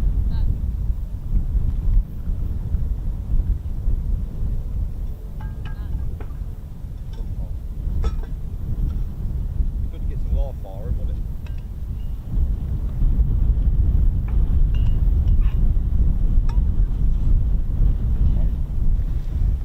Whew.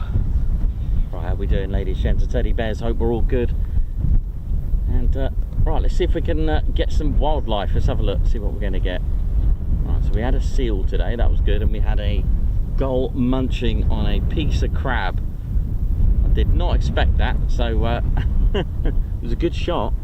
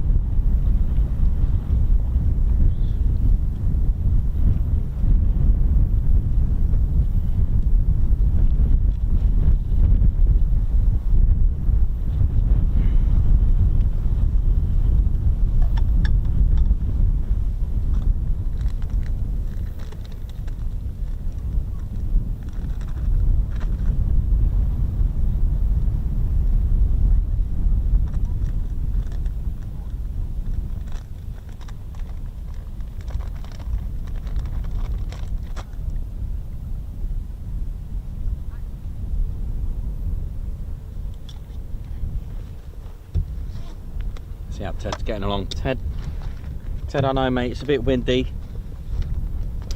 It's extremely windy, isn't it? Well, it's just calmed down now, which is good. Jinx the wind to make it calm down.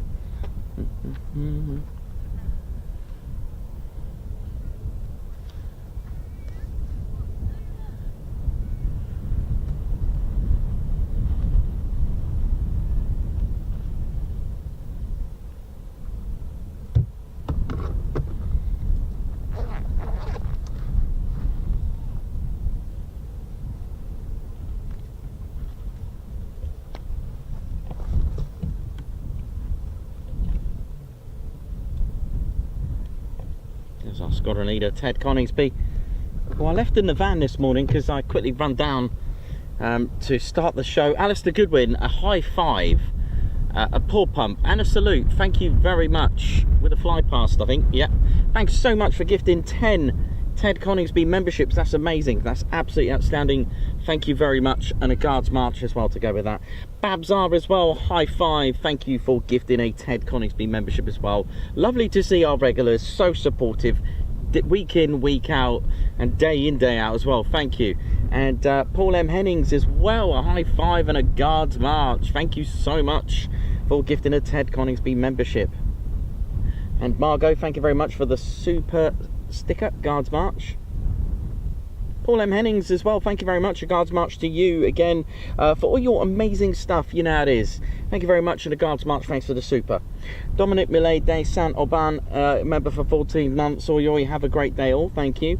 Paul M. Hennings, another one, thank you very much for the super chat, for the amazing TCS education. You know how it is. That's really nice of you, thank you very much. Archie Goodison. Oh, sorry, Archie Goodinson. Thank you very much for the super sticker, Guards March. The Cheesemeister, member for 16 months. Thank you very much. No, I haven't got the yo-yo. It's in the van, though, so maybe I'll go and get it. I'll do some tricks later. Yo-yo 1 checking in. Thanks for being a member for 16 months. Archie Goodinson as well, another super sticker, Guards March.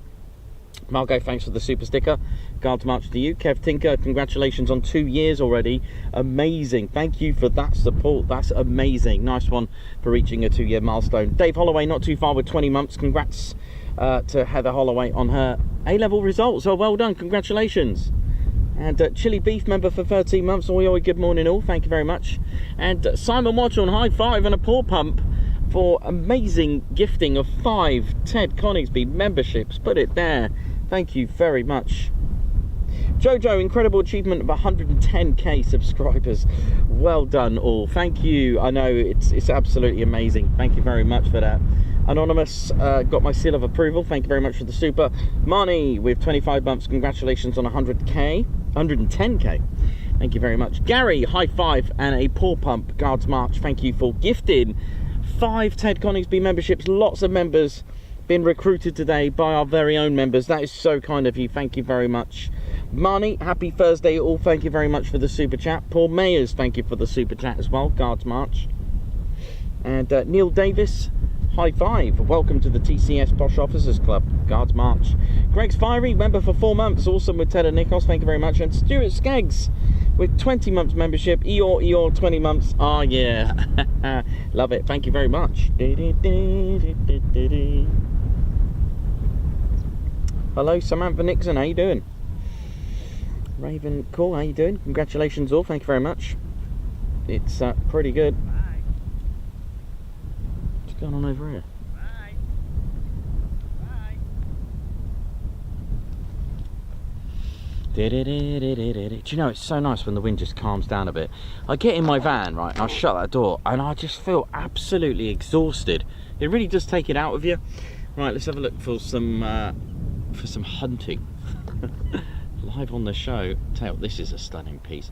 Like I've said, I know I can't do it, and it's like, I don't know, I'd love to get an aerial shot of this. Maybe I'll just get a flight, get an aerial shot of the outer trail bank. I'd love to do that. It looks spectacular. I mean, you can have a look at it on Google Maps as well. The outer trail bank, locally known as the Donut, of course.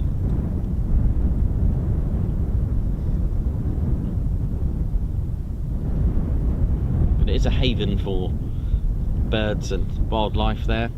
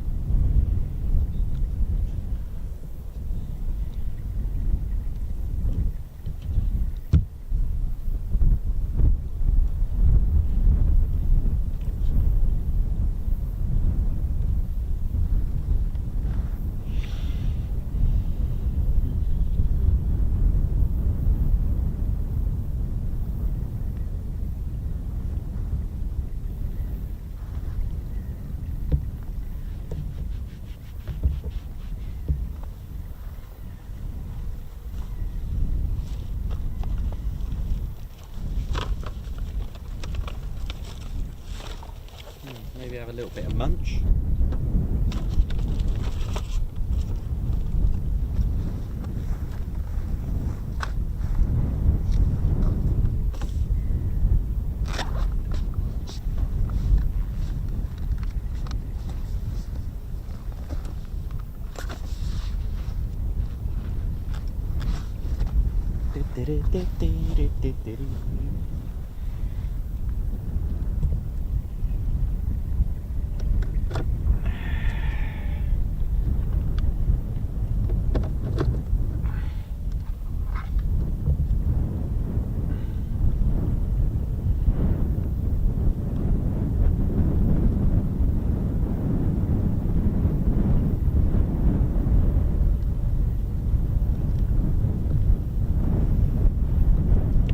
I'm just going to go and have a spot of lunch. This is pretty much lunchtime. Good old classic lunchtime.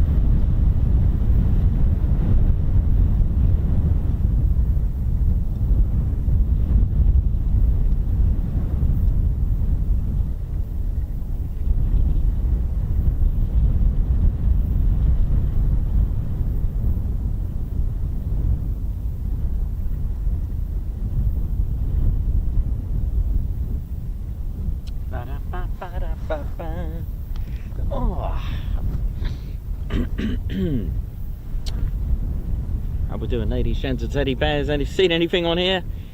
Anything exciting?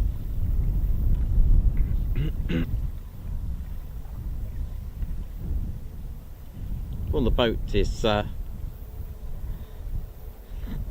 both are coming back. Look at them. That's the other one.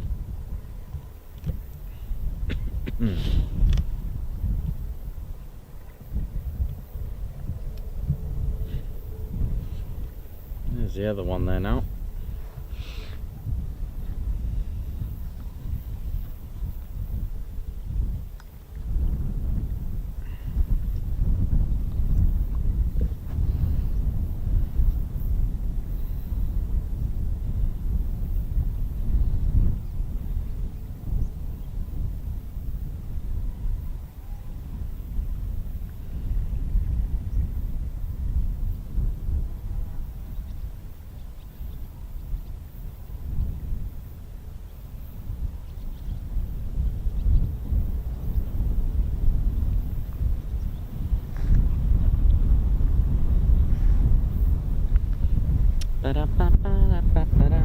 Could do a Q&A with Ted and I, couldn't we? Just do a quick Q&A. Usually good, isn't it? Let's do a Q&A, Teddy. And someone's already asked and fired up a question now like that.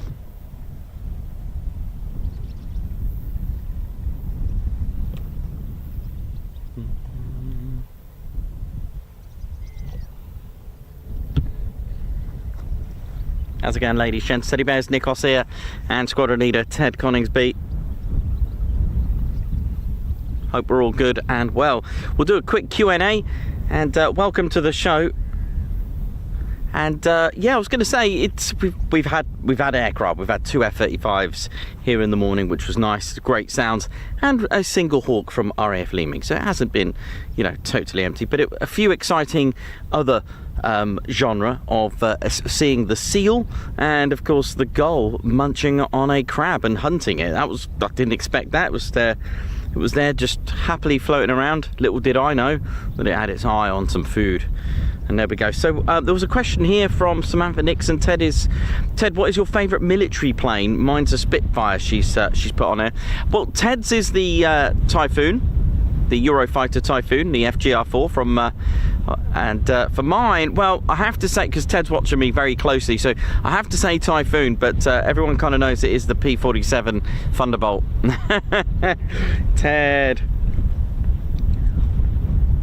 Let's have a look. So if you've got any, we're doing a quick Q&A for now, and I'll probably have my fruit. Gotta have fruit. I love my fruit. So let's have a look what we got here.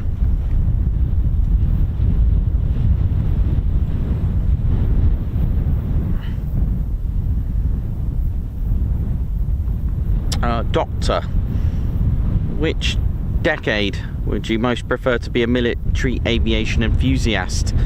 You could see the contemporary aircraft taking off and on exercises. Oh, I see what you mean. If you could be a plane spotter, what decade? Good question. I'll probably, do you know what? I'll probably switch it back to the 80s or 90s, to be honest. When I was a kid, I kind of wish I was doing this then. So if that makes sense, there was all sorts there. So that would have been quite interesting to do. Bulbasaur, what's your favourite air show? Mine is all of them. They're all different. They all offer different things and a different vibe. Good for the tribe. So that is my honest answer for that one. And I think Dom's Aviation's asked the same sort of question. What's the best air show you have been to? Like I said, all of them, they're all different, from old Buckingham to East Kirkby to, you know, Riyadh to Cosford, Eastbourne, you know, Bournemouth. You know, they all offer different things. So it's, for me, it's all of them. Samantha Nixon, do you like banana bread? Yeah, I do. Why not? I eat pretty much anything, to be honest. But there we go. Let's have a look. Have you got any questions? Hi Ted and Nikos from Mark White. What's your favourite engine? The Eurojet EJ200 or the Rolls-Royce Merlin? I'd go with the Eurojet 200. It's amazing how technology has just completely advanced. Nothing wrong with the Rolls-Royce Merlin, of course. It's a beautiful engine, it really is. But out of the two, I'd say the EJ200 for me. It's a very, very clever engine, the EJ200. It's very clever. One of the common questions I get asked, how often do they service it?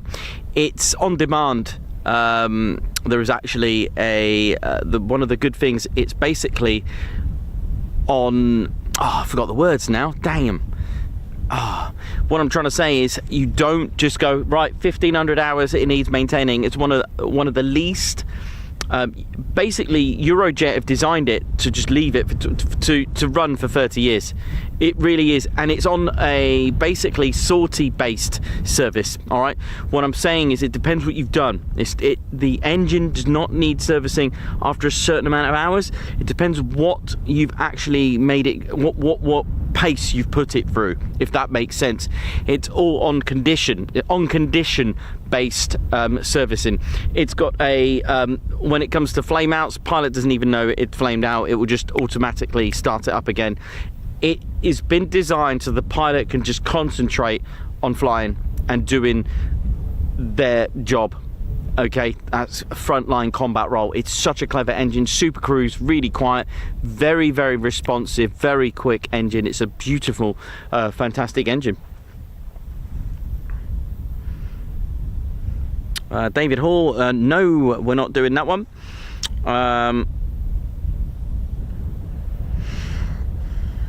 Lindsay M, why does Ted like salmon so much? Because he's a bear. Bears eat salmon, as simple as that.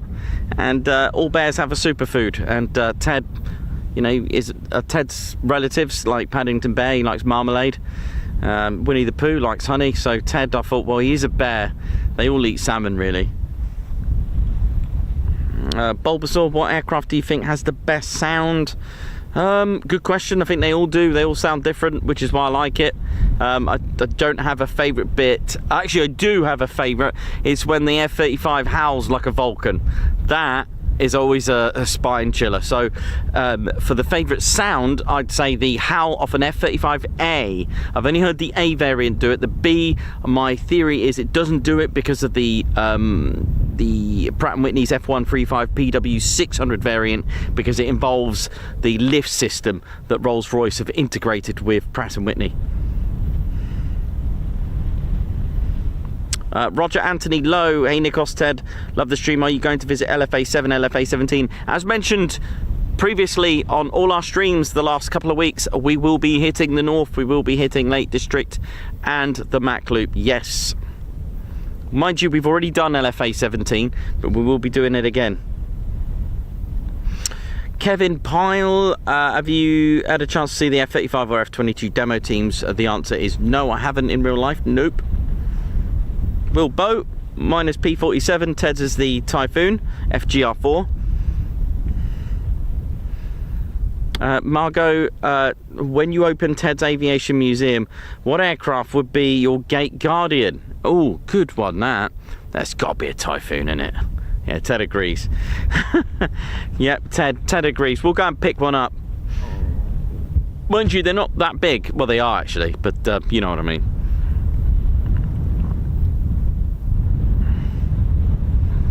Jay Borton, what's your favourite of the RAF tankers? VC-10, Voyager, Victor. Oh, I do love the Victor. I'll go with the Victor. I like that one. It's nice. But I like them all. You know me, very diplomatic. The Wicked Picket. Have you ever spotted the IL-76? Is that huge? Is that like a tanker that we've seen at RIA? Is that the one? I'm pretty sure. Let me have a look. I'm pretty sure we've seen one.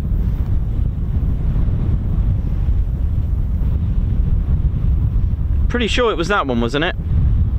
Just gonna have a quick look. Yeah, was it with the Pakistani Air Force? Was it that one? If it is, that was a bit worrying because it took the whole runway to take off. I don't. Yeah. Dom's Aviation, the answer's no, I don't. But what I do is read, and read. That's true. And draw diagrams of engines.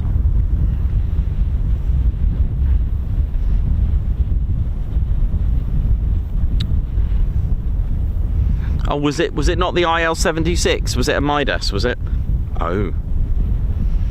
Looked like it though, didn't it? Darren Harwood, flying or non-flying, if you could have a back seat in any aircraft of your choice. I'd do a low-level Buccaneer ride. Mine will be a Typhoon, FGR4. Well, it'll be the T3 two-seater family version. Wee Stevie boy, have you collected any memorabilia like patches or pins? Have I collected? My whole house is covered in patches. The walls are basically like, have you ever been to the Eagle pub in Cambridge? It's like that.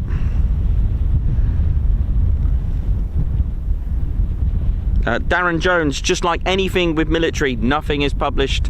It is military. You cannot publish things like that for security.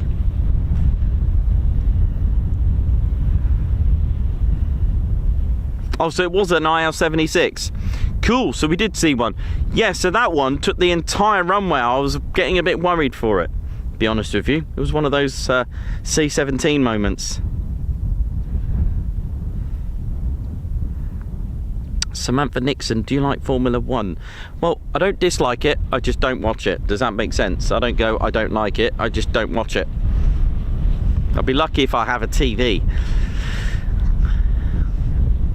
Is Holbeach only for aircraft use? Daniel G, what do you mean exactly? Because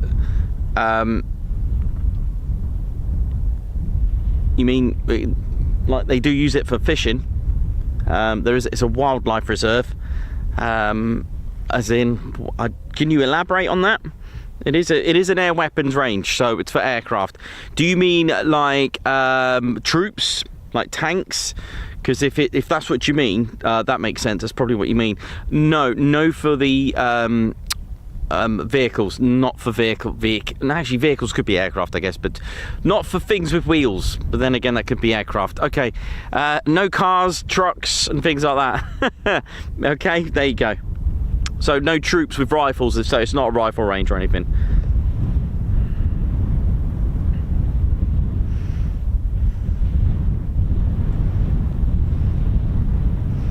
Gucci Man, question: most respected pilot or serviceman of World War I or II? Oh gosh, goodness me, that's a hard one because they all put in. They were so brave. They all put in and did it day in, day out. And when I tell you about the stories of you know, Ron Middleton of 149 Squadron with the Sterling. I just, you know, it's there's too many. I can't answer that as a sole answer. I would say all of them because what they did was just fantastic. You know, you could even, let me have a look. Right, you could. I was reading something yesterday. Actually, it was yesterday, and I was learning about AV Row. All right, Roy Chadwick and you could look at it in a way and say, you know, credit to Roy Chadwick. Think about it, you know, developing the Avro Lancaster, designing it. You could go, because I know I'm going indirect, but you could say he kind of, you know, he did. I'd say, you know, yes, you need the pilots, yes, you need the ground crew to keep those aircraft, but had he not designed it, and it's kind of scary because had he not designed that failed Manchester, but it wasn't his fault, it was underpowered by the engines. On paper they look great, you know, 1760 horsepower, that's one of the greatest engines at that time for that type, but it just was a disaster for that. But it developed into the Lincoln, then the Lincoln into the Shackleton. So yeah, I'm going to go with that. I know it's probably not the answer you wanted, but I'm going to go with that. I mean, there's Douglas Bader, of course, and you know that story's always good. But you've got the young men brave men, all sorts of backgrounds, from the US Army Air Force to the Royal Air Force, of their valour and bravery. Wings and Wonder, what made you choose Coningsby? Well, that is Ted's name, by the way. This Ted's named after the base because that's where it all started. That's why we chose Ted Coningsby. That's where he was from. For those that know, runway 25, the lights came on. Did a little video with my phone with Ted 4 years ago. That's how it all started. And silver play button award that we that showed everyone on Tuesday was amazing.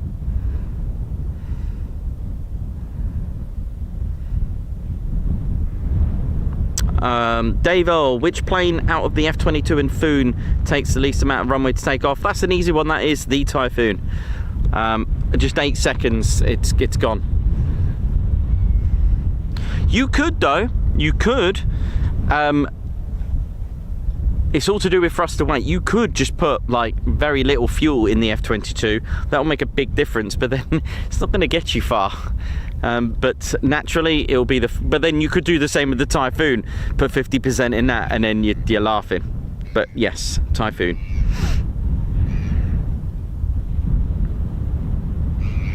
Daniel Parkin, do you think the F-47 will outclass 5th generation fighter coming up? Well, Daniel Parkin, one, I don't know, don't even know what it's going to have, but two, the thing is, don't forget, it's all improvements. You develop and evolve, you develop and evolve, you improve, you carry on. I mean, think about the Spitfire, the very first Spitfire marks. They suffered with engine fuel starvation and would cut out because of the float, the fuel and the float inside the fuel tank.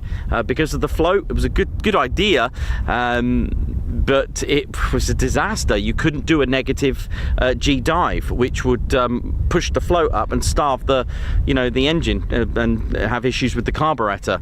There was that. So and the Luftwaffe were already making fuel injection systems. For me, it's always been the air cooled. I love air cooled engines because I think they're a clever way of taking a battering and still flying. If you've ever watched a radial piston engine, the way it moves, all clockwork, really good. Yeah, I mean, they're good. I like radial piston engines. Yeah, give me some of that. They're good, air cooled as opposed to liquid cooled.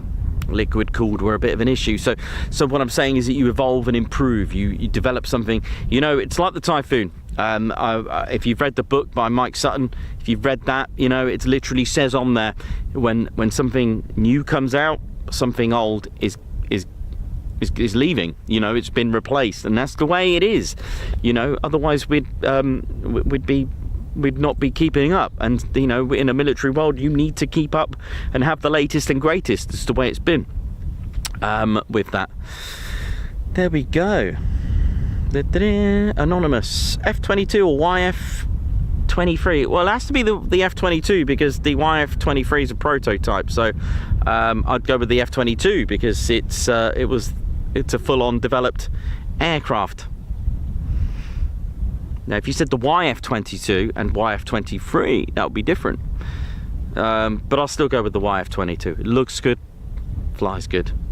Darren Jones, do Apaches use Holbeach range? Yes, they do.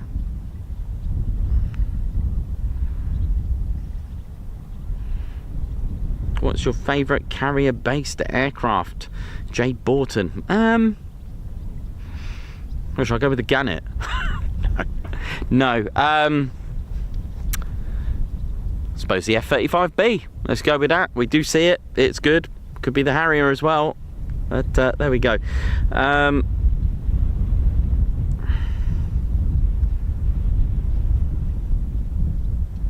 I've been there when they set up a mini radar station on the back of an army flatbed truck. Yeah, we were there as well. We've seen that. But what Daniel G's asking, if they actually go and use the range physically, actually drive trucks onto the range and actually fire, actually have troops on the ground firing rifles.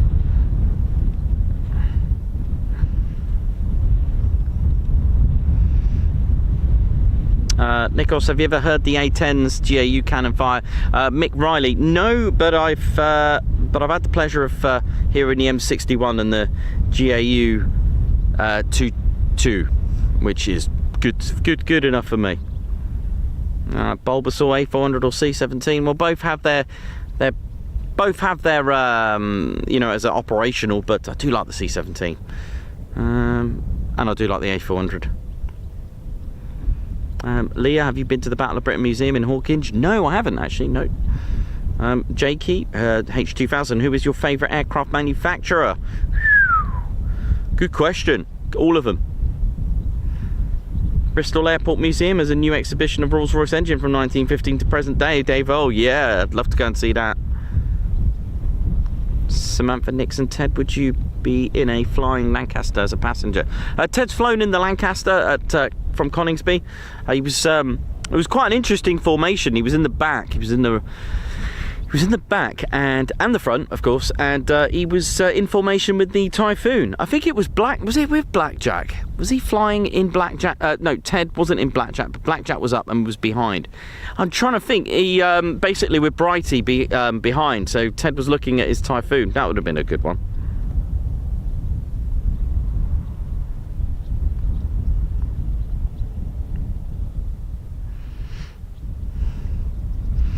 Dr. Soda, the Gannet was a fantastic aircraft. Yes, it was, indeed. Very interesting.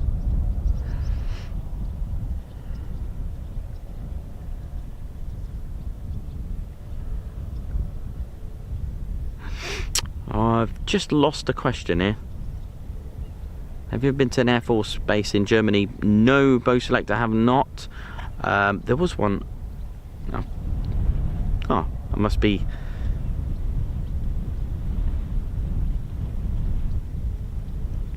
Yeah, so back... no, not that one.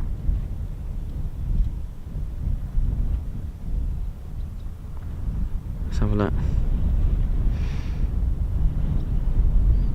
There you go. What is your favourite moment so far, Doncaster Lass? Good question. Don't know.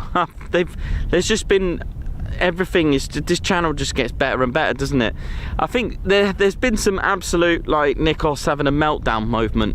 I think it's got to be the Tahoe flight. That was probably the funniest thing I've ever seen for me. When you see stuff for the first time, it's always the exciting. So Tahoe flight will always live there as the funniest moment for me. Just absolutely going for it. And me and Ted in Ted Shock once when there was just too many quick climbs. That was fun. Sorry if I've missed your question. It's kind of lost in the system. Thanks a lot, Jim. Great job you're doing so far. Let's have a look here. Got Jay Borton. Best take on for the week. Oh, the Lossy Typhoon or the third F-35 from yesterday's stream. Ah, well, they're all different though, aren't they? I wouldn't say I have a favourite. We'll see, because you've put the week, so let's see what happens tomorrow. There we go. Favourite Coningsby moment, Doncaster Lass. Sorry, I think I misread that. Favourite Coningsby... Oh no, it was the right favourite moment. Right, okay, I thought you said the favourite Coningsby moment.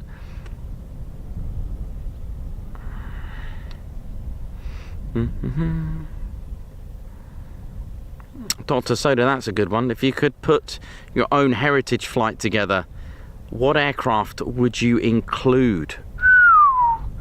Isn't that a question? Flying or non-flying? I'll wait for... flying or non-flying? That's the question. Come on. Flying or non-flying? Come on. I'll tell you what, here's a good one, right? If it would even work, I would love to see... Right, hang on, 369. Right, Dr. Soda, 9 aircraft for a heritage flight. You ready for this? Are you ready? Are you ready for this, right? I'd love to see this. I think they should be all in existence. Yeah? Yeah, I reckon. Yeah, I've got it. 11 aircraft. And it's always good to have an odd number. Are you ready? Yeah? Okay. Right. Although I'm thinking of others, but these are flying, all right? These are flying there. There's none that are non-flying, otherwise I'd pick various ones. I'd love B-29. Is that alright so far? B-29 with 2 P-51 Mustangs at the front, either side. Is that alright so far? And then to the left of that, another Vic formation. I'd like a Lancaster with the Spitfire and a Hurricane. And then to the right of that, okay, is the B-17 with a P-38 Lightning. Yeah, and a P-47 Thunderbolt. Yeah, sound good? Yeah, is that alright? And then behind that, a C-47 with an R4D. Come on, isn't that good? Do you like that one? Is that good? Is that alright? And they all fly. So let's do this. Come on.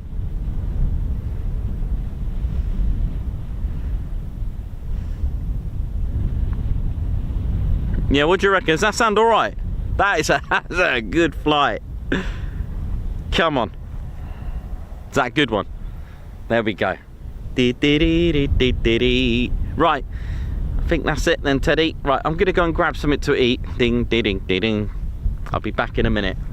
Right, I'll try and answer the questions.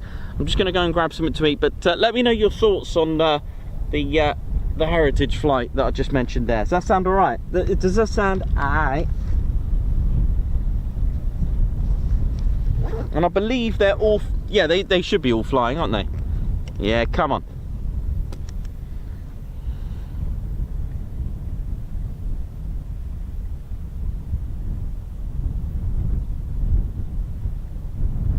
Does that sound good, Dr. Soda? So it's kind of like, yeah, I'd say that was good.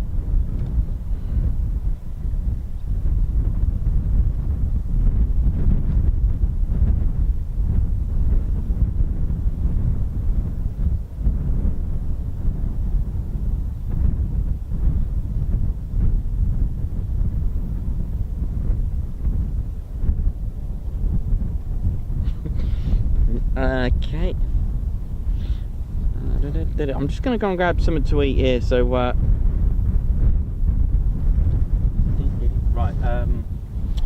Where's my lunch bag?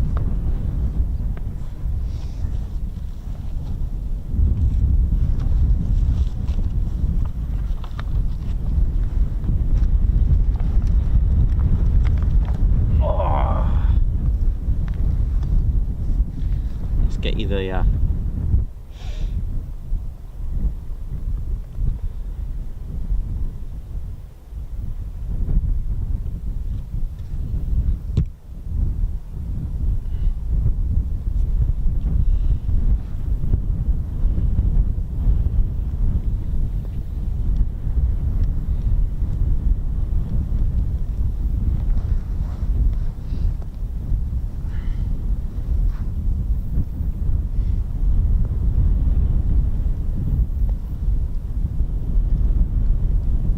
They actually fly a Liberator?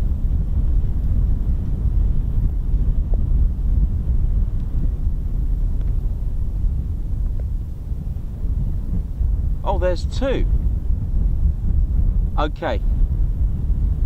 I didn't realise there was a B-24 still flying.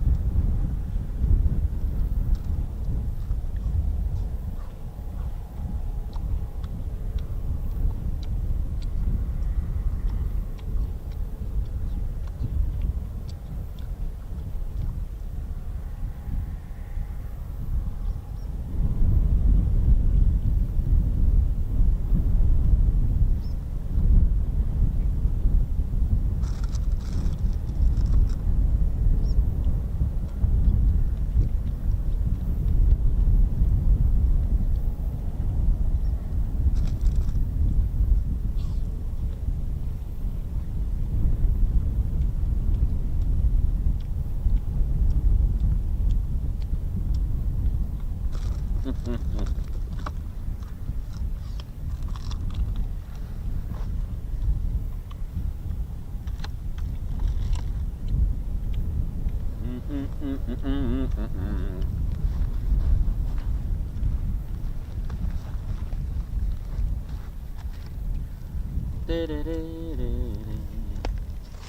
that Jurassic Park?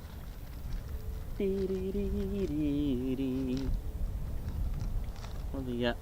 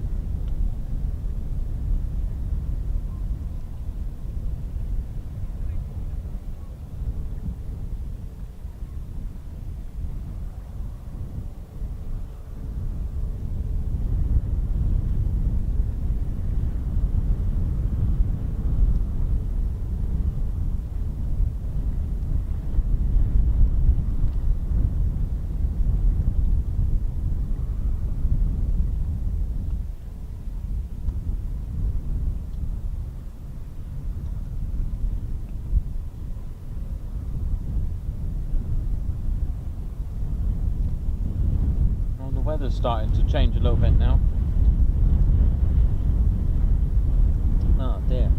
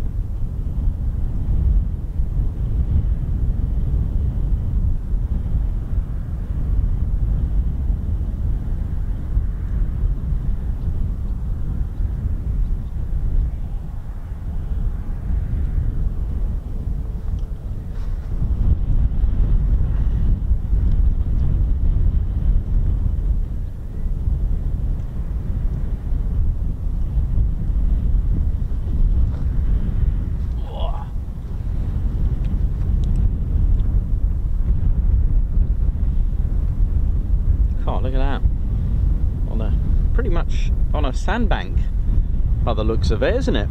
Look at that.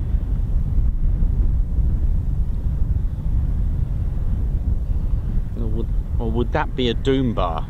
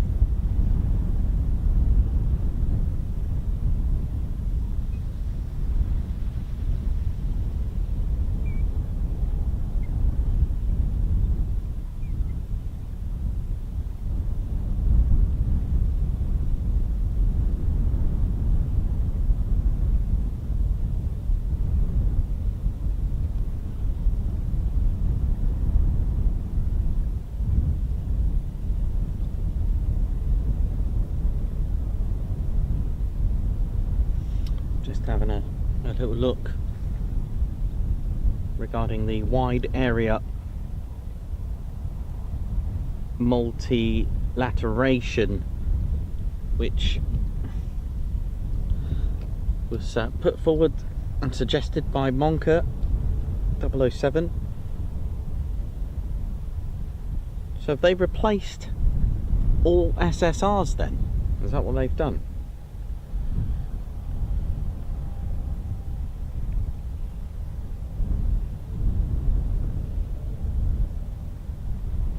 Comparable to secondary surveillance radar, so it's similar to it in terms of accuracy.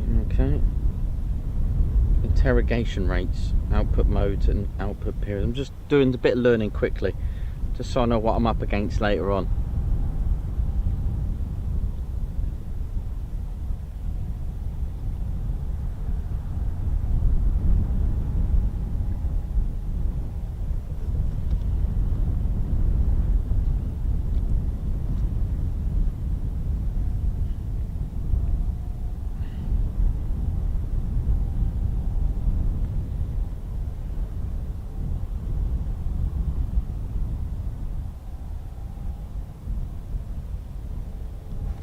Grab a quick cup of tea, see if we could make something turn up. Come on. How's the radio doing? Is it still on? Radio's still on. We only need to hear a little bit of radio chit chat for us to get excited, you know.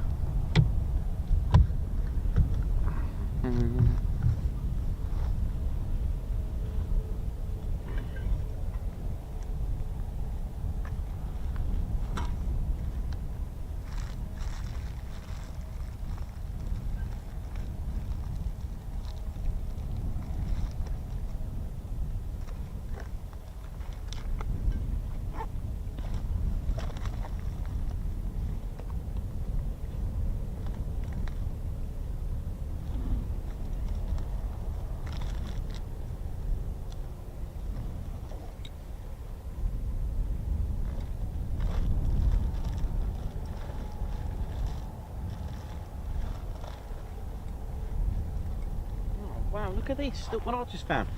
If you ever need sellotape, I have some, by the way. I've got sellotape in my bag, I didn't even know I had it. There we go.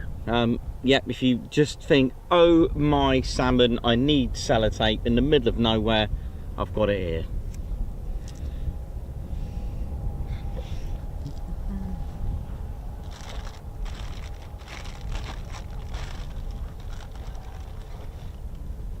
What else have we got in here? Look at this.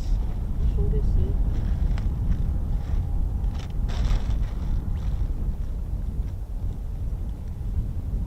How brilliant. We've got sellotape. That's banging, that is. Isn't it?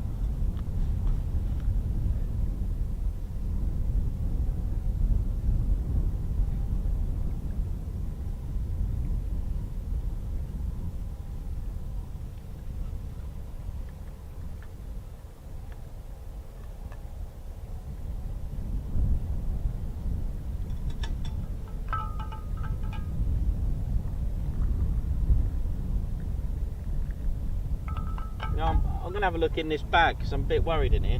There's all sorts of stuff in here. Should you have a look? What else have we got in here?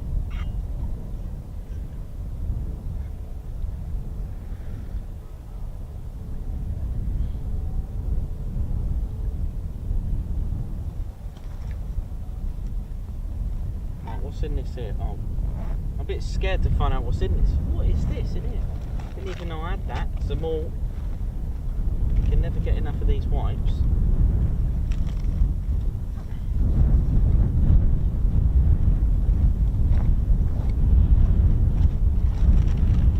Okay, so we've got the standard bait. Yeah, we've got the standard wet wipes. Got a compass. Oh my goodness me! How long is this chocolate bar being in here?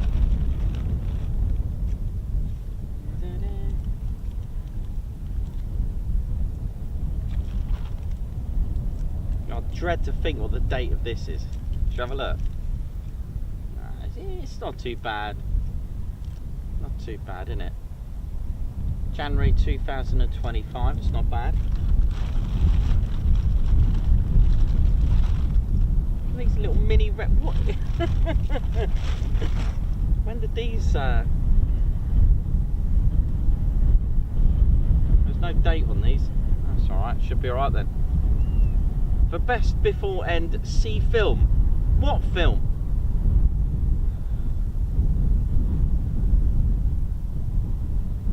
Let's have a look here. There you go. No, these are in my bag. Look at them. Look at these little raisins there now. Look at them. I was just trying to find the date, and it's recommended a film, right? I don't know. It says for best before end, see film Packed in Turkey. I've never heard of a film called Packed in Turkey, but there we go. It is vegan as well, so yeah. Now I'm a bit worried about this. Listen, now what's wrong with this? It's not making a sound, which means they're probably congealed. I love that word, congealed. Anyway, there you go. So more random stuff in there.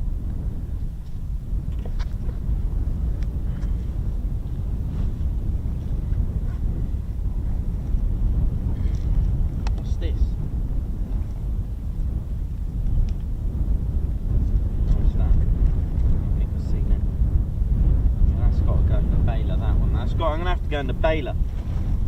Put it in the bailer. Of course, I don't go anywhere without my compass. I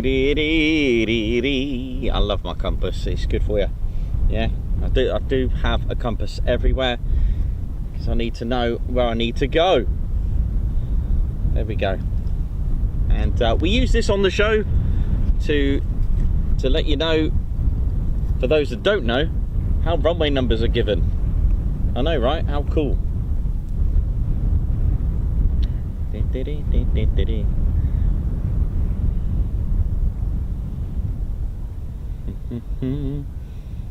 ding, ding. So if our tell you what, let's do a little thing. Right, here we go. For those that don't know, does everyone know what runway numbers are now on the show? Are we all good with that? Let's have a look. So if this was our runway going that way, like if we had a runway like there, look, yeah, so for those who don't know about runway numbers, it's literally direction of travel. Now you're probably thinking, hang on Nick, it's got 2 digits. Yeah, what's going on there?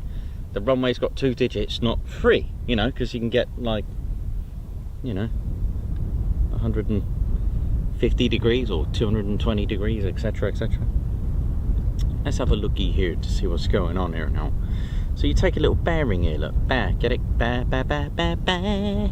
So we've got a reading here of 50. If this was our runway like that, we're in our, you know, I tell you what, let's do this properly. Here's our Typhoon, ready for departure. There we go. All right, this is the runway, even though there's not one there. And you're probably thinking, well, what's that got to do with a compass? He says it's the numbers actually are a shortened direction of travel. Now I've got it exactly right. I'm gonna just change it a little bit, right? Just for display purposes. I'm gonna change it. Hang on. We're gonna, oh, it has changed a little bit. It's probably because I'm holding it close, because you know, electrics and all that, they go weird. Right, we're gonna get a bearing here of, we have, let's go with 38. Let's go with 38 degrees, yeah? So this Typhoon is heading 38 degrees. So runway 38, no, it's not. All you do, you round it off to the nearest 10, okay? The nearest 10 to 38 is 40, okay? Take away the last digit, leaving you 4. That's your runway number, 4. Runway 04. Hopefully that made sense. Now if we turn the Typhoon the other way, okay, there we go.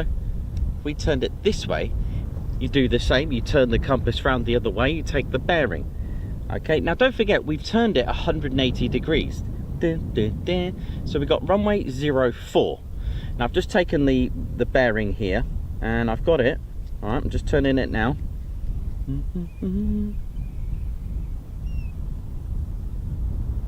218 degrees. I've got there. I've just turned it around. 218 degrees. Okay. Round it off to the nearest 10. 220. Take off the last digit. Runway 22.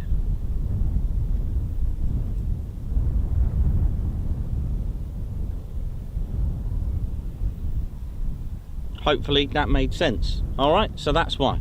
Okay, so runway 22 and runway 04.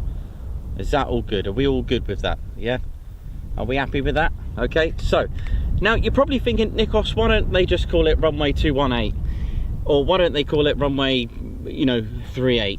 The problem with that, okay, so speed 23, turn left heading 38 degrees. Oh, hang on. Is that turn left 38 degrees, or is that the runway number? Or in the other sense is turn speed 21, turn right heading 218 degrees, or land on runway 218. Is that 218 runway or 218? So there you go, causes problems. Now here's the thing, look at the numbers. Coningsby 07, runway 25.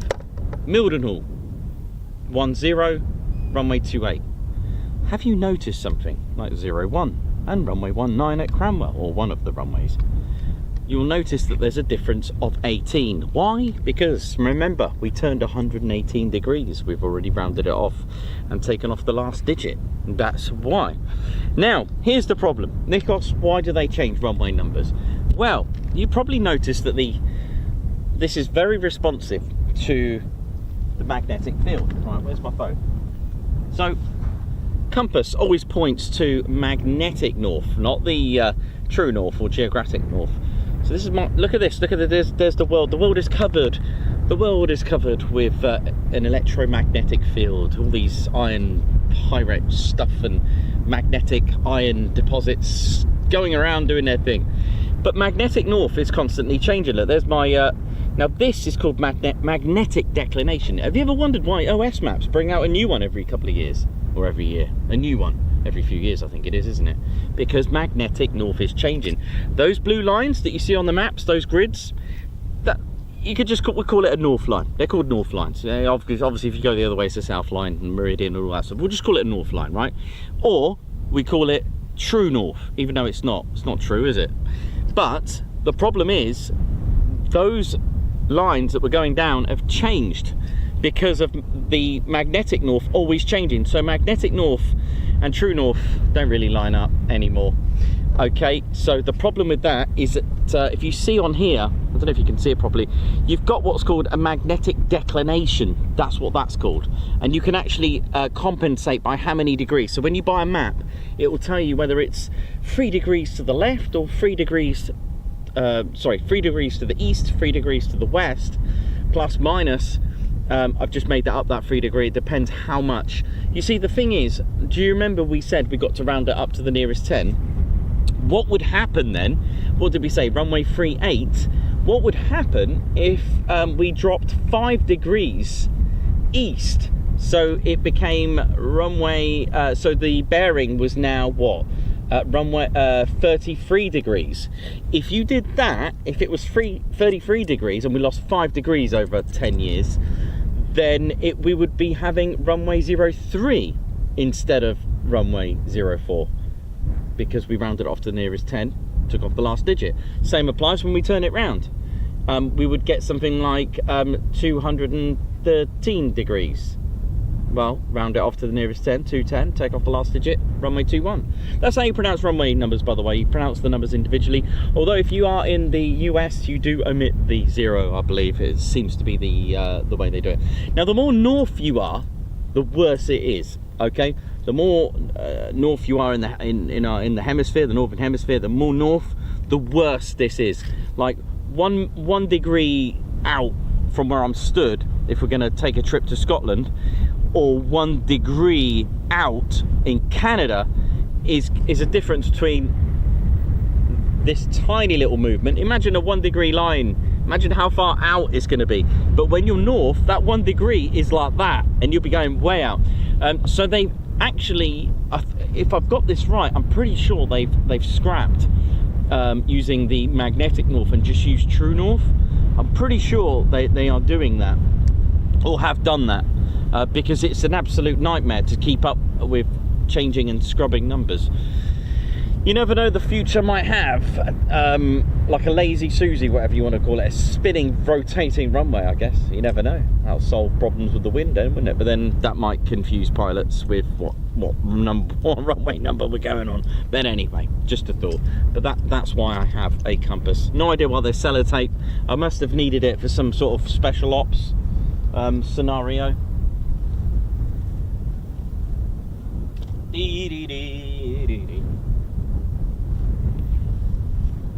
Alright, what else have we got?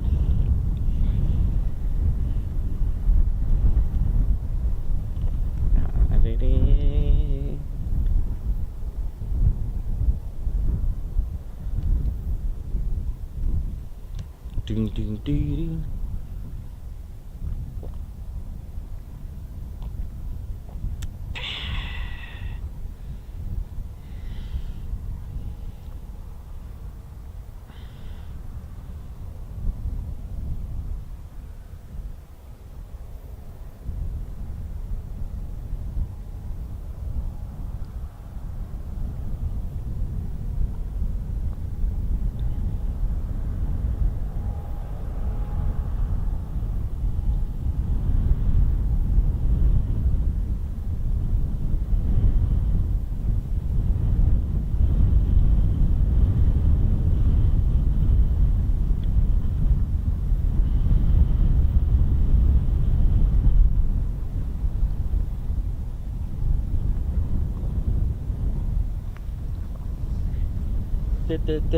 No, not ex-military.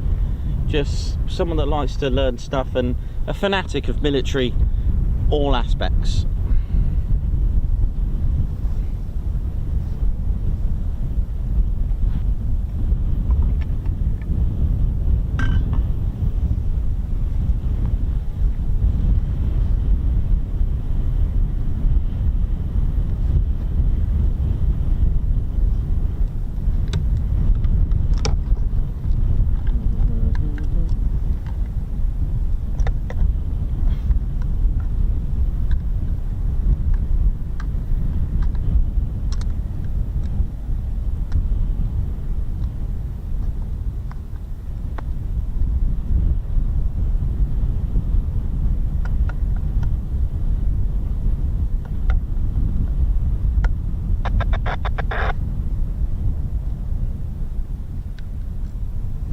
So I just swapped battery on my scanner there. Unfortunately, that wasn't a genuine alarm bell for us.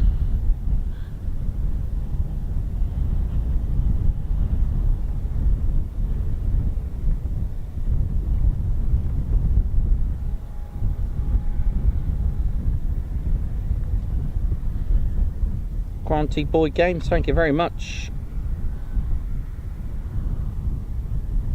Keith Lock, yes, there's been 2 F-35s and 1 Singleton Hawk.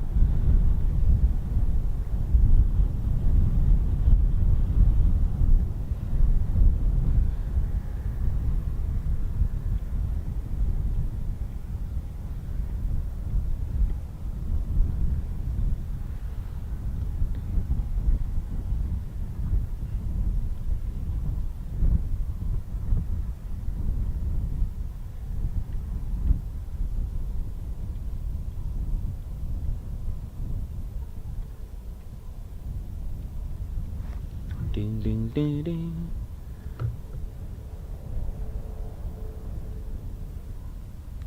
Yeah, so that movement is constantly moving. There is an app, you can see the magnetic declination. Like I said, it's really important if you are going on long walks. Just think 1 degree, you know, actually if we think about we can just go, say it moved 3 degrees and you were going in a straight line.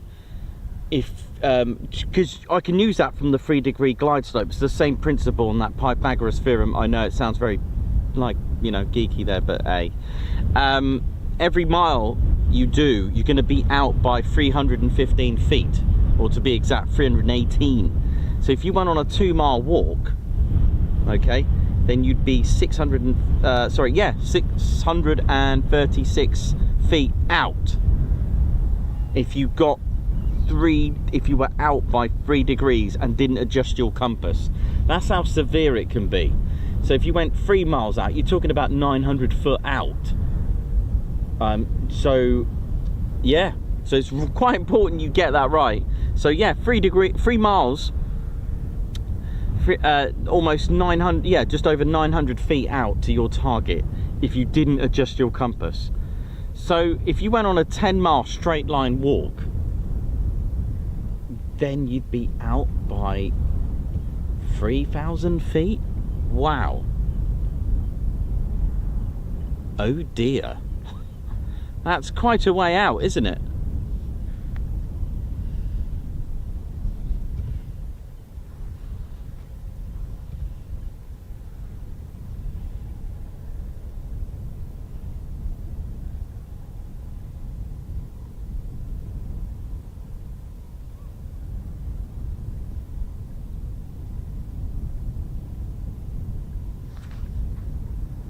Derek Turanyemi Experiment, how you doing? Yeah, it's just something I hear at Lakenheath. They just say runway 5.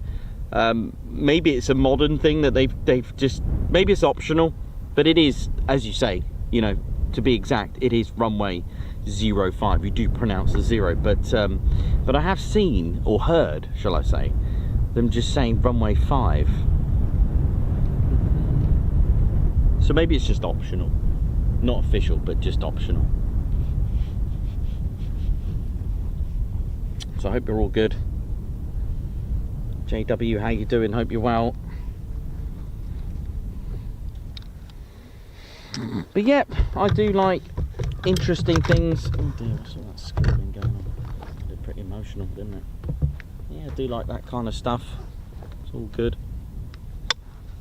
It's all about learning, and that's probably the main, I'd say the main influence, or at least the drive and the direction of the channel, was to teach in the way I was taught. Just, you know, for example, I couldn't believe when I first started that, obviously when I first started I didn't even know you could, or even know about how much training is involved from the Red Arrows. And now look, you know, I'm fully, you know, watching their build up, their work up to what they do to get to airshow season. It is quite exciting. I'll tell you what I would love. Someone asked me, where would you like to be, you know, would you like to do an airshow abroad, that kind of thing. I ask, but what I'd love to do is actually go to Exercise Spring Hawk, just to finish that off with the Red Arrows, because you know, after the airshow season, we start doing a lot more Waddington streams and watching them train, and I love that. It's something really cool. It really does excite me. Is how they're going to work it up together,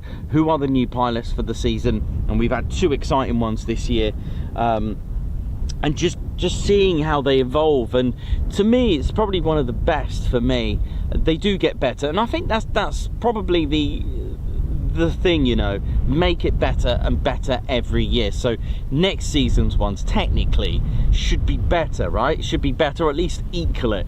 And I think personally, from doing this, obviously when I first started doing it, I couldn't absorb as much info as I do now. I don't get to appreciate everything.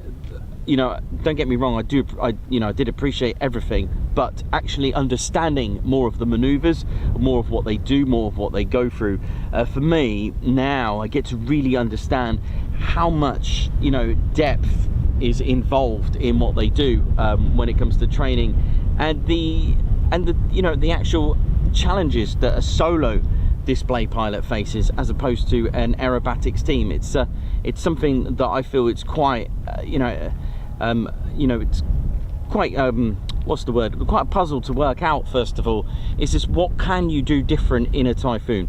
The challenges on a solo display pilot, there's only so much you can do, but a good pilot will make it happen. A good pilot, a display pilot, will make it happen. The same applies with the formation teams, aerobatics teams. What can they do that's different? Yes, you can maybe do different formations with your 9 or 10 or 8, whatever you are, but there are challenges with that. How are you going to make it different? You know, are you just going to make shapes throughout the whole thing? But what I love, and I must stress, that knowledge now, I really get to understand that this year's Red Arrows display team have a real aggressive feel about it, and Graham Muskett's absolutely awesome commentary, really enthusiastic, and that's pretty much what the channel is anyway, for me. And I think that is a real real good thing to see, and even for myself to actually understand what is going on here. You know, when I first started, there's a plane, it's gone up doing all these things, probably haven't got a clue what maneuvers were, but you learn and you go, and that's been the drive and the direction of the channel. It's not like rack up, stack up, here's a plane, see ya, thank you very much for tuning in, goodbye. It's never been like that. It's a very interactive channel, and, you know, very responsive one.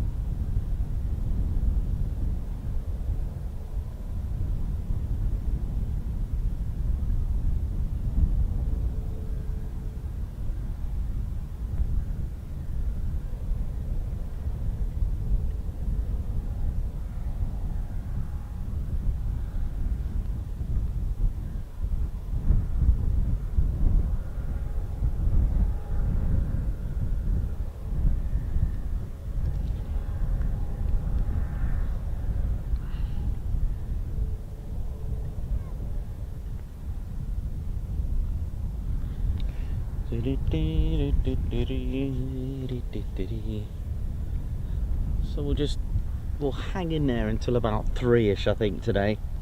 We'll see how we're going to get on. Hopefully we get something by then. What we got here? What other wildlife we got up here? Look.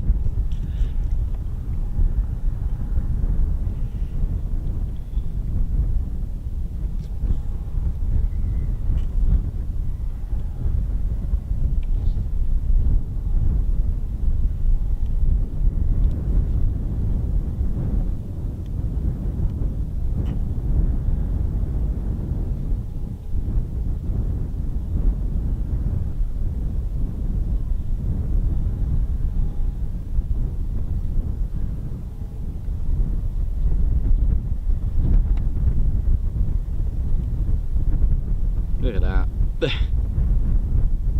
Ain't no bother to hover, innit? Look at it. There's some good wildlife today, you know.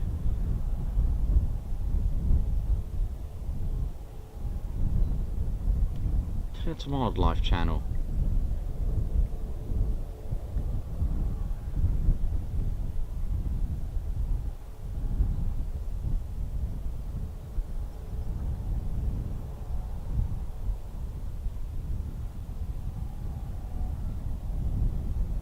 That's proper cool, isn't it? Is that a harrier? Is that a marsh harrier? Oh, was that a bit of spluffage on there? Just kidding, but it looked like it, didn't it? It was the feathers, but cool.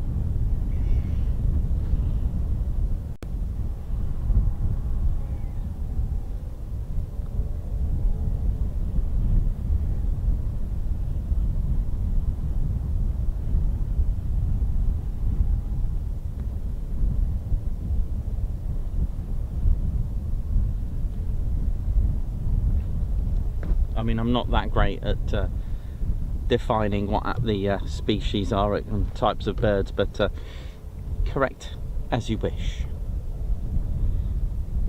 Was it a Kestrel? Was it? Cool if it was.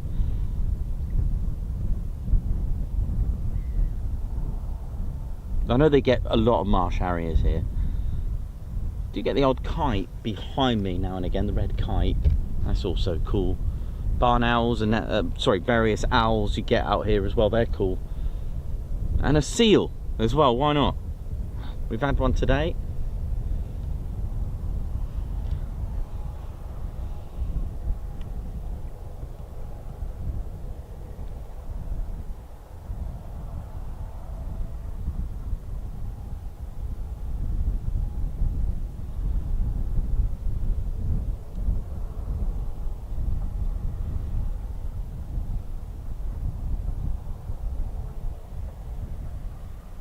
The Skegness monster. That's cool, that, isn't it? When it clears up a bit without the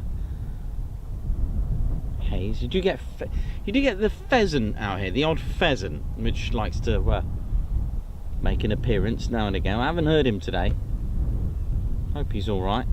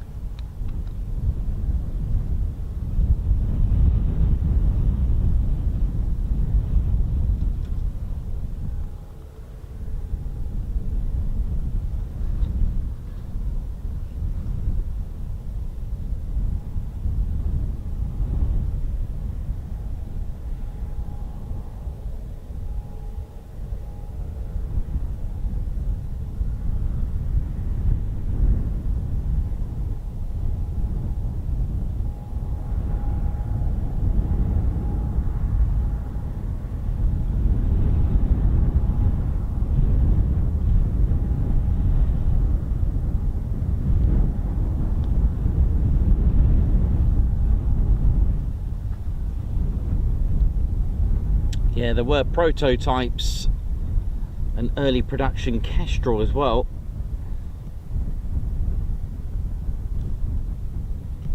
Look at this.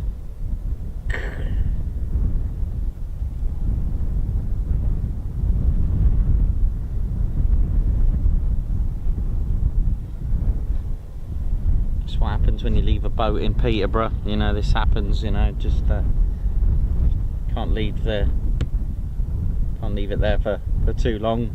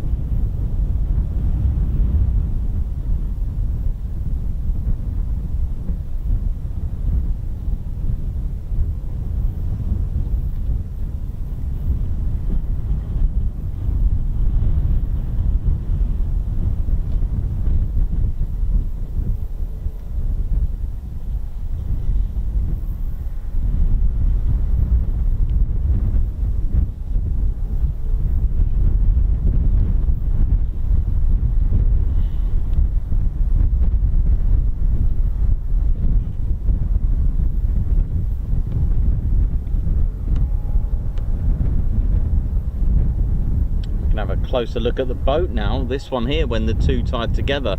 Don't often see that. Look at that.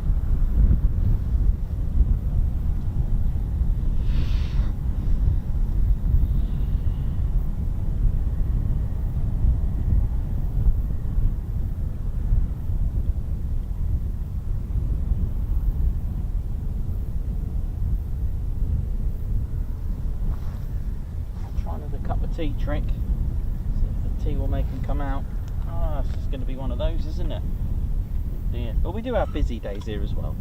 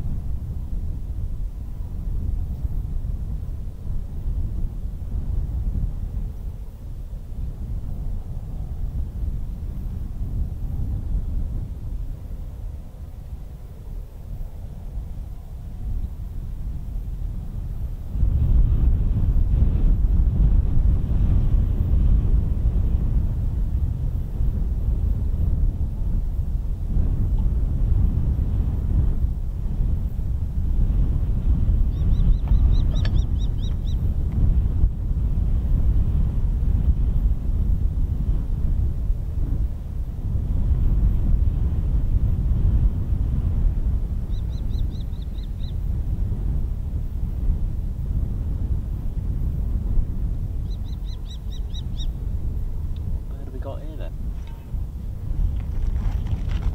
Where is it?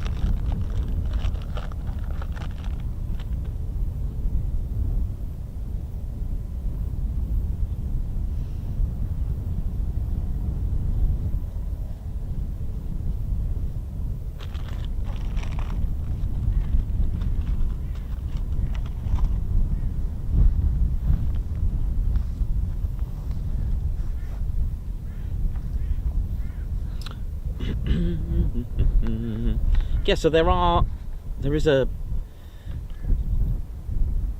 it is in place to have new boats soon. I don't know the exact date, but we are getting them here. So looking forward to seeing some new boats being destroyed. Oh dear, that didn't sound good then. Oh. Nothing yet on ADSB, unfortunately, or even our radio's been quiet as well, which is unfortunate, but that's the way it is. But at least we've had something. We've had a bit of a giggle. We've had some interesting wildlife here as well, along with the seal and the gull hunting for a crab live on the show, which was quite interesting.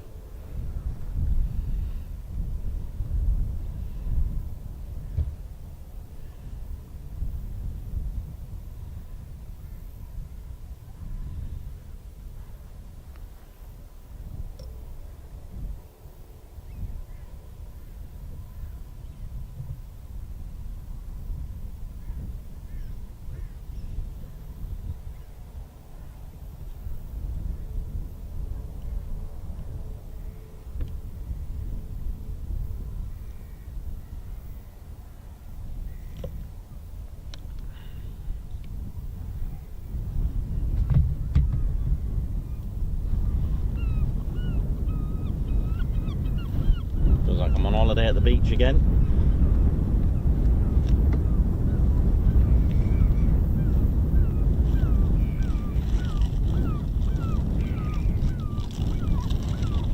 It's a bit cooler than predicted. Oh wow, look at this. This is a good one. I don't know what to call it. It's a mobile toilet. Look at this. Oh, the view was funny. Look at this. It's reversing as well, look at that. Beautiful.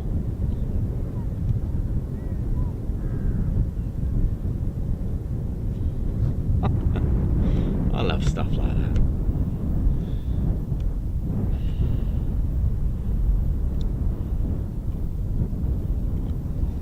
That was a good one.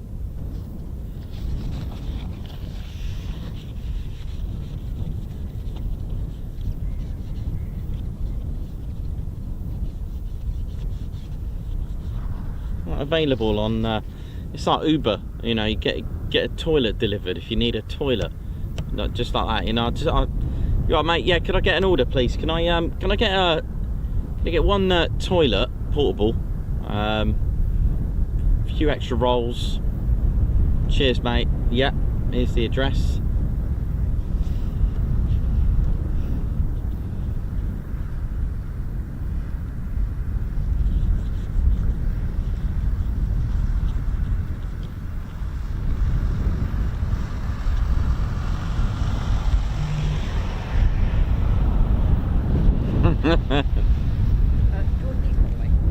I'm alright, buddy. I've just had. Yeah, thank you. It's very kind of you. No worries. Thank you very much. I've just had my lunch. Thank you.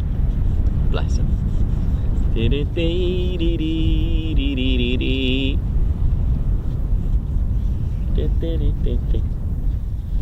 What's that over there? What we got? Look at this. Oh, that's good. That, isn't it? Can really appreciate the size now. Look at this.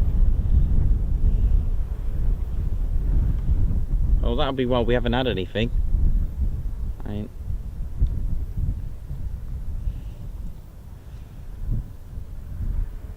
Now you can appreciate the size of those targets.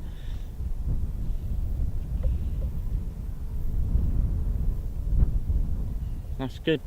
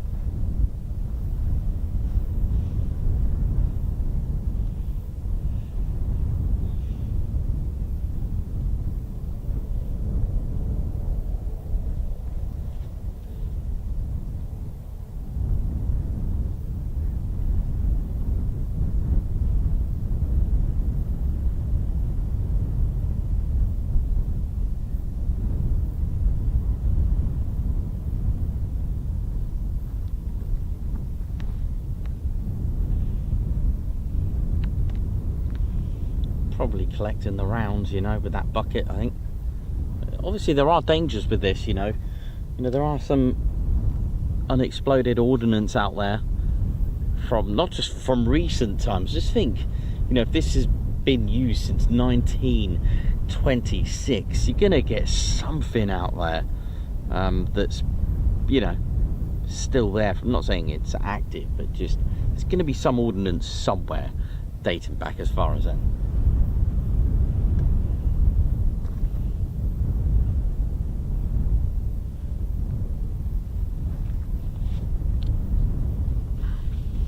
So what? We get to see the maintenance side of things while we wait, but we won't be getting anything coming in now.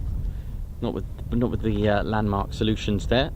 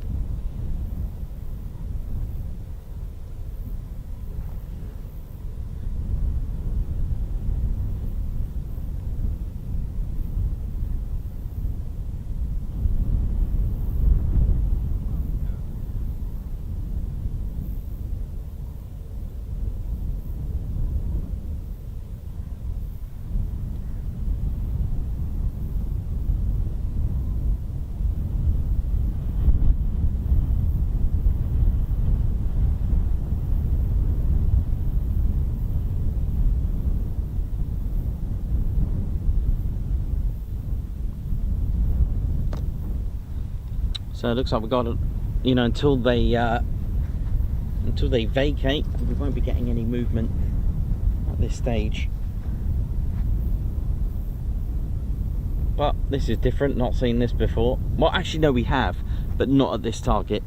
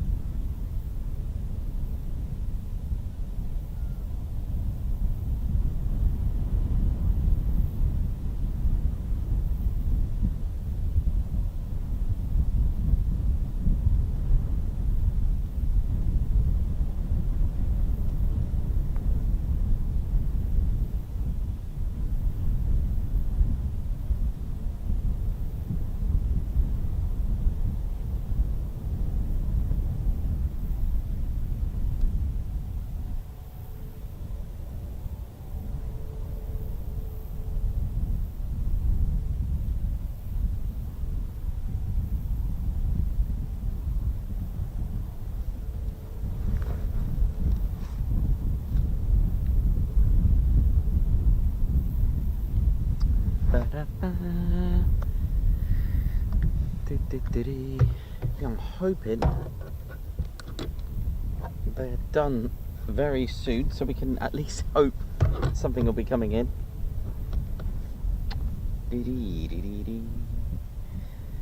Let's have a look what time we got here now.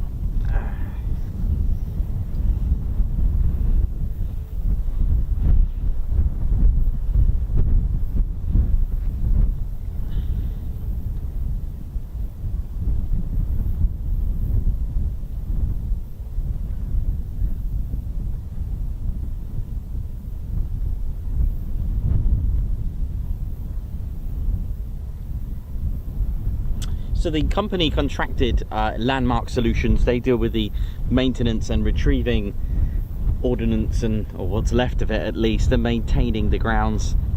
And of course this is extremely dangerous, of course, because that mud, sand, whatever, it's yeah, I know it's quite an extremely dangerous job to do that, but I guess they are trained for this sort of thing. But still, with the tides being the way they are, I don't know how stable that ground is, you know, like with the likes of Western Supermare Beach. I know it's very hazardous to walk after the tide's gone out, be like quicksand, but also ordnance can be quite extremely dangerous as well. So which is why they ask what they're carrying, what it is, and which target. So they got an idea. They do ask how many rounds, so they got a rough idea of what they're looking for and how much. God, I bet that's quite windy out there. The wind's just picked up now.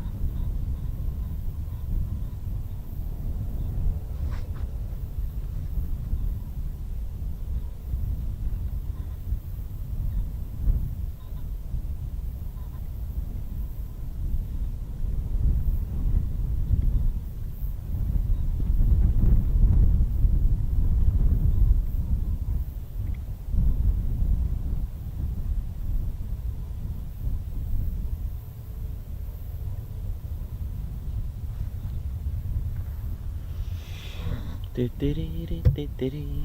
yeah, sadly, until they are completed here, there won't be anything entering the range.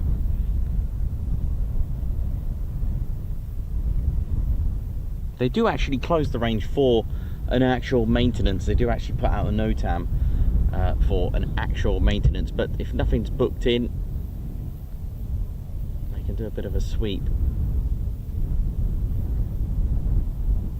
It's one of them when you start collecting a few, you know, at home when you're collecting stuff or in the garden doing something, you just think to yourself, yeah, I'll just get a few more and then a few more and then a few more, and then 10 years later you're still going. It's one of them, innit? I'll just get a few more.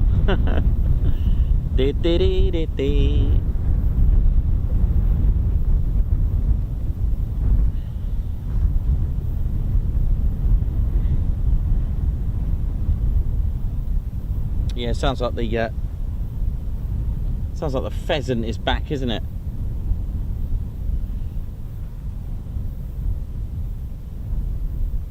Yeah, you pick a few seashells, you get one or two, and then you just get, well, you get addicted to it. You get in and you just think, you just keep going.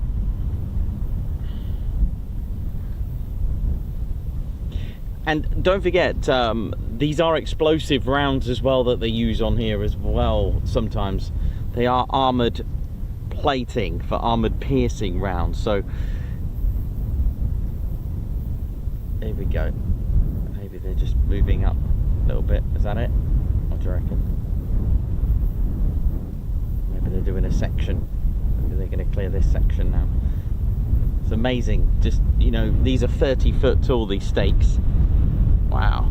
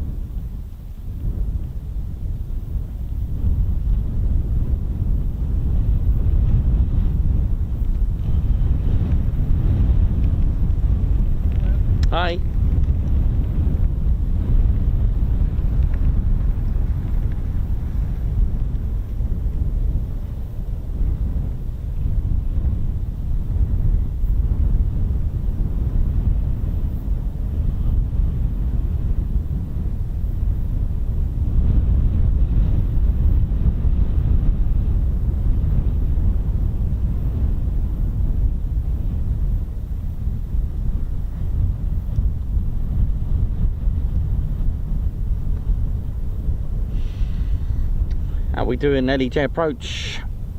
Debbie Solkin, Summer Mochorn, Captain A, Robert Pimlott, Jay Borton, Stuart Skeggs, Gary, how you doing as well? Captain A, Righty72, Little GPX.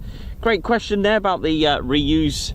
The casings, you know, the usually made out of brass. They are reused, and the actual round itself, the bullet, is not, because it's most likely fragmented and would probably be extremely dangerous to reuse it. Right, is this heading back? If it is, we're looking good for at least something.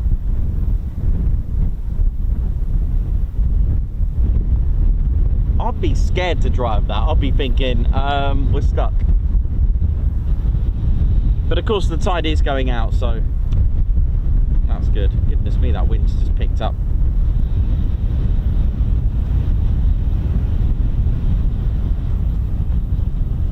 You can hear that wind just how every time we come in, it's usually windy. Oh, what's happened now?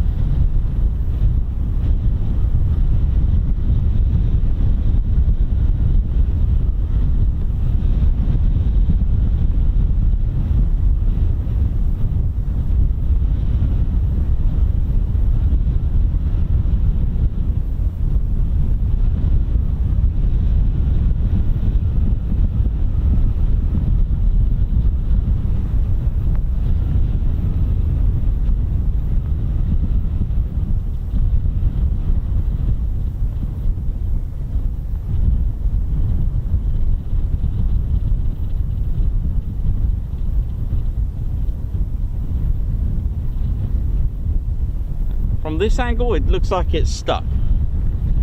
I hope it's not. That doesn't look very good from that angle. Probably an optical illusion.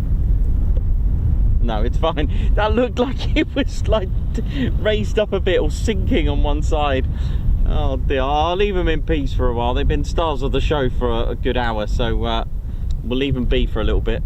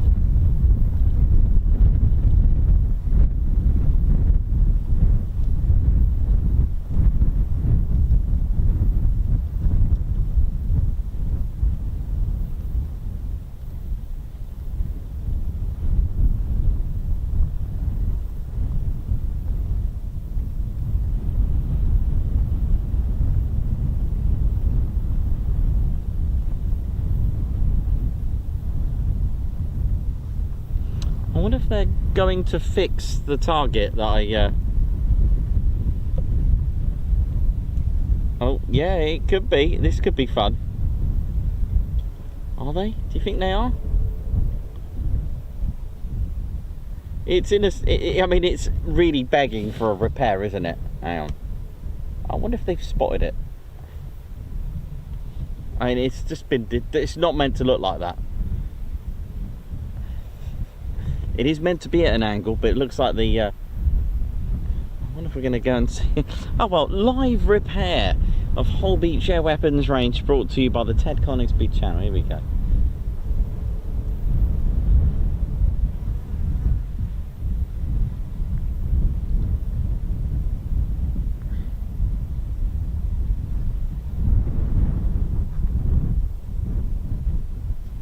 Well, this is going to give us an idea of the sheer size, if they are coming out to do something to it, or I don't know what they're going to do. How do you fit? It looks heavy, and in the wind I'd be scared to try and hang on to it. It might take off.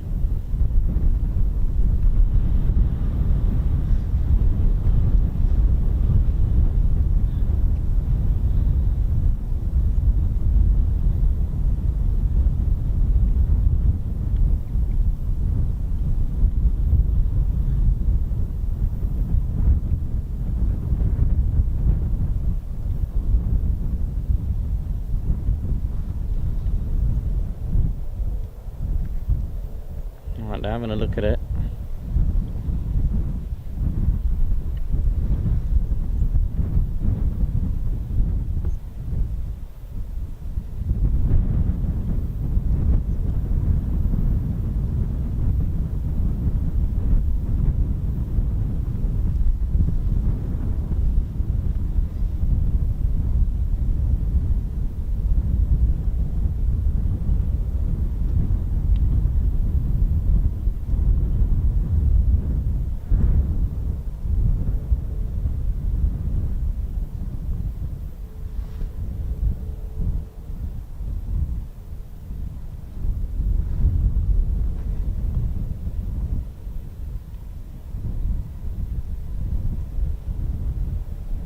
Unless they're just investigating it for now. Maybe it needs a bit more, don't know, let's have a look.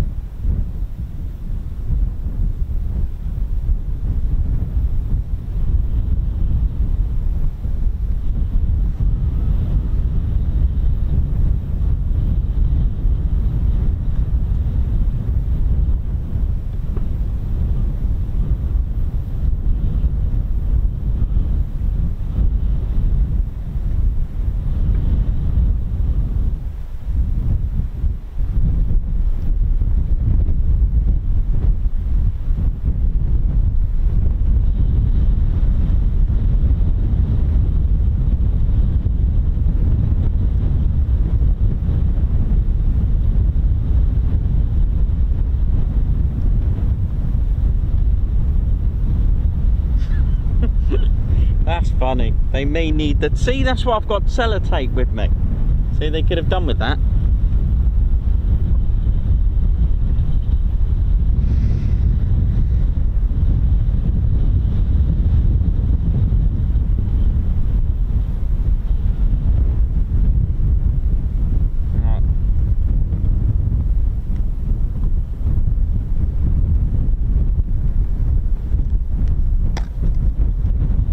Unfortunately for us, this isn't good because nothing's going to come through with this, so unfortunately we will have to wait.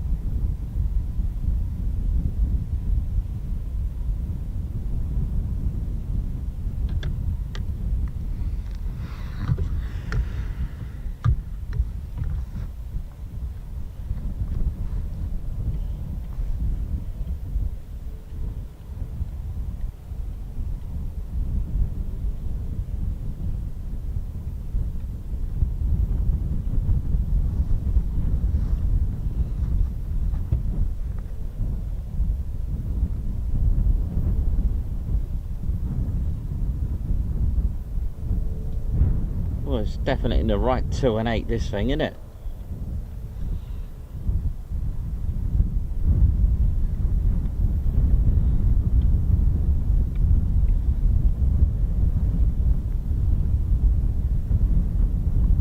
Jojo, how you doing? Yep, they are. I mean, I noticed that today has had a little scout. Now, the other target has just appeared as well, which we couldn't see earlier today. Where is it? There it is. This is another target that we don't often see, depending on the God, how much heat haze is that? That's another couple of barges there.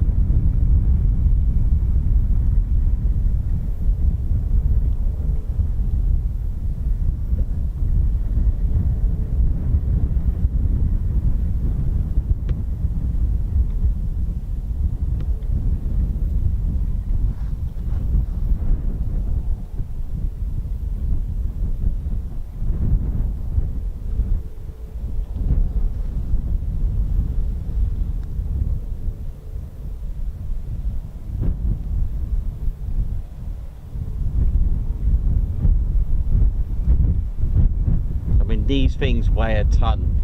They are filled with cement, if he is picking up what I'm thinking, or bits of rounds as well. I mean, you've got 3 kilo small rounds, you've got, you know,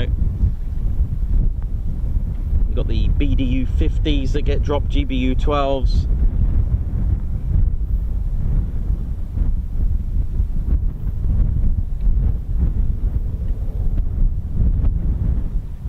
They're 500 pounds, you know, these little practice bombs.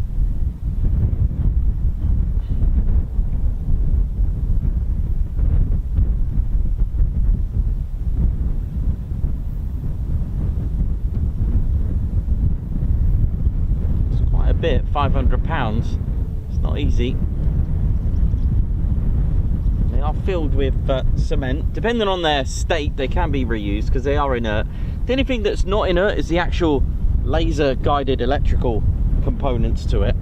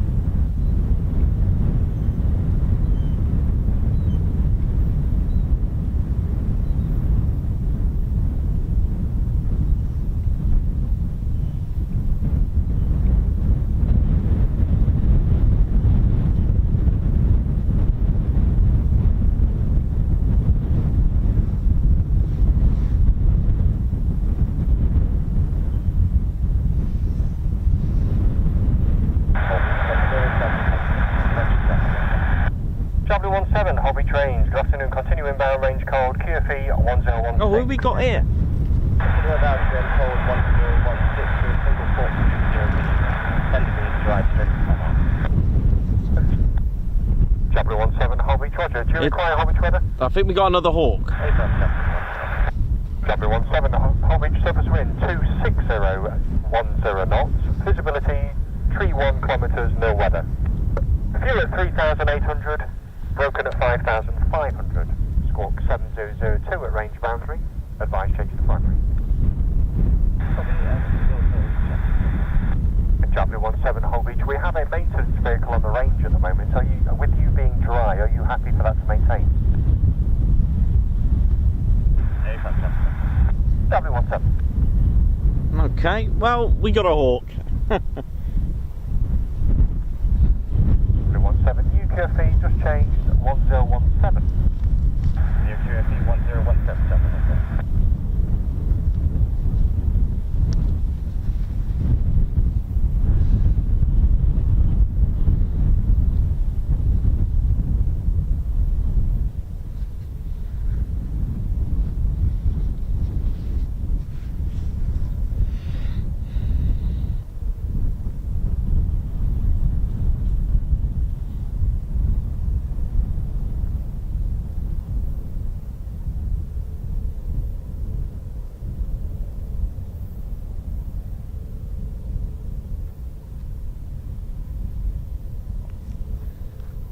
Okay, so at least we got something anyway to catch.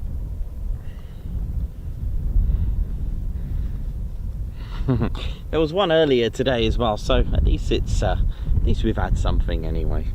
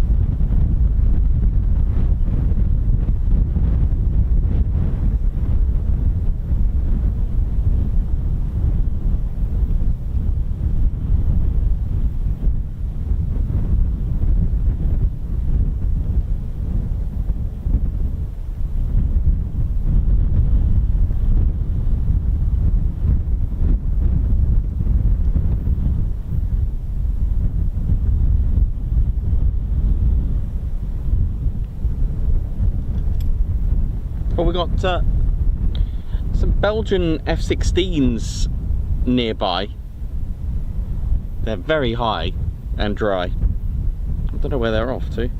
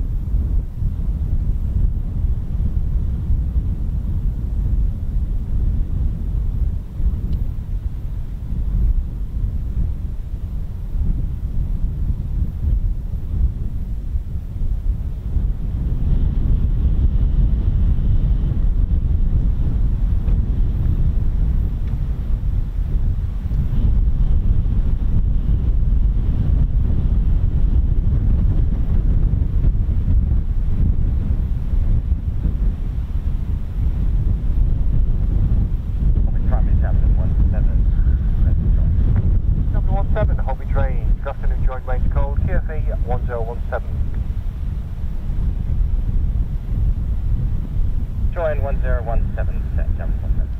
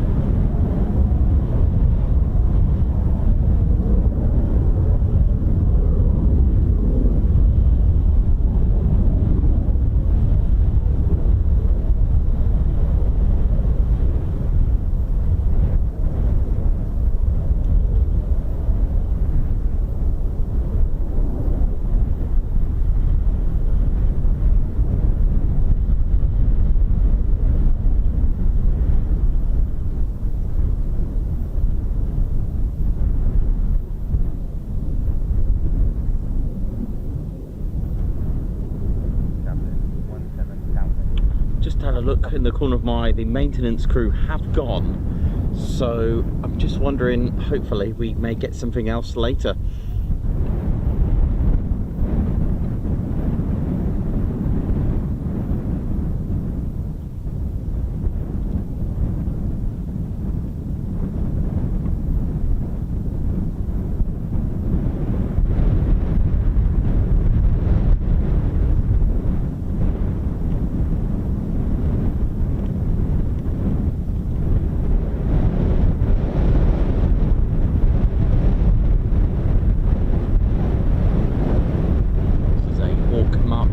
Of the Qatari Emirate Air Force, number 11 Squadron, at based at RAF Holbeach.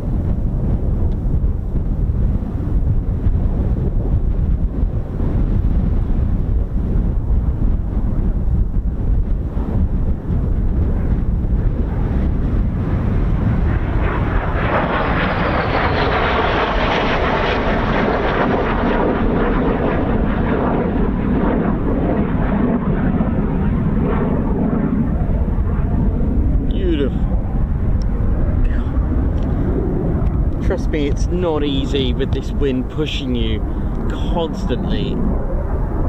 But I'll do what I can. It's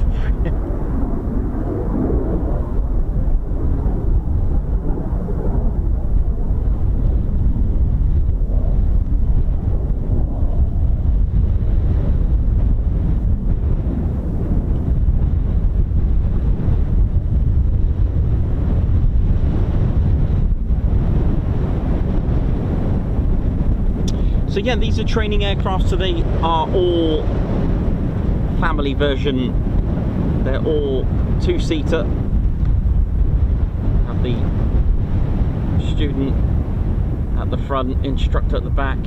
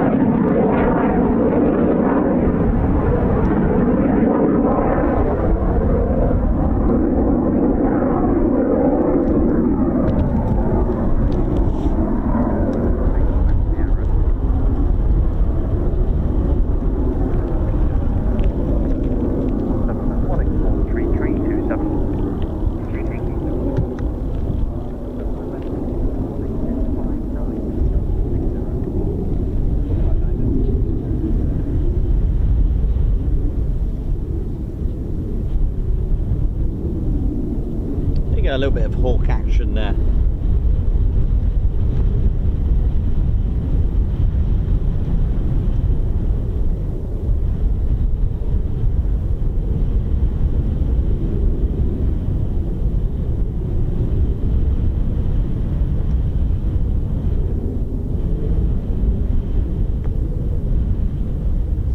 Thank you very much.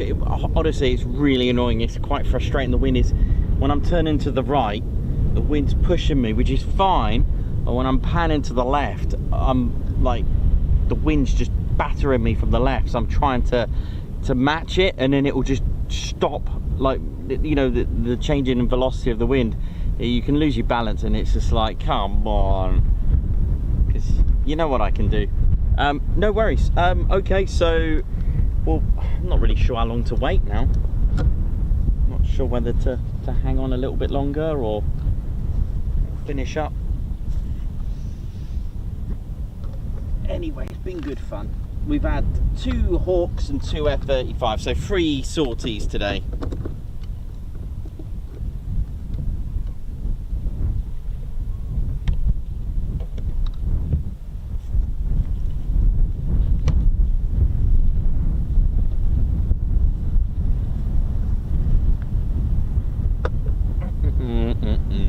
I'll tell you what, should we wait till 3:30 then, Teddy?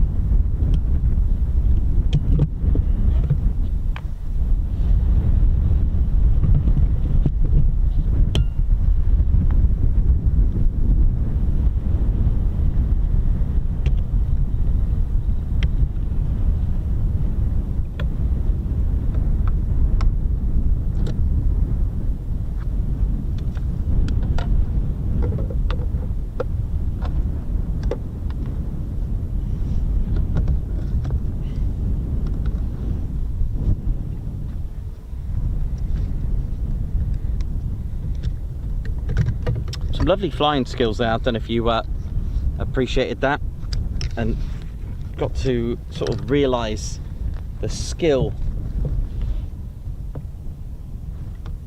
that was involved there. Really, really good. The turn to turn quite sharp and get right underneath where, you know, where it turned to get, you know, nearly inverted, you know, when it turns around right to the right as it turns in on final, let's say, for the strafe. Really getting underneath to get a nice, it's more maneuverable that way. It takes less G, like gets rid of negative G as well, and it's yeah, very well done as well.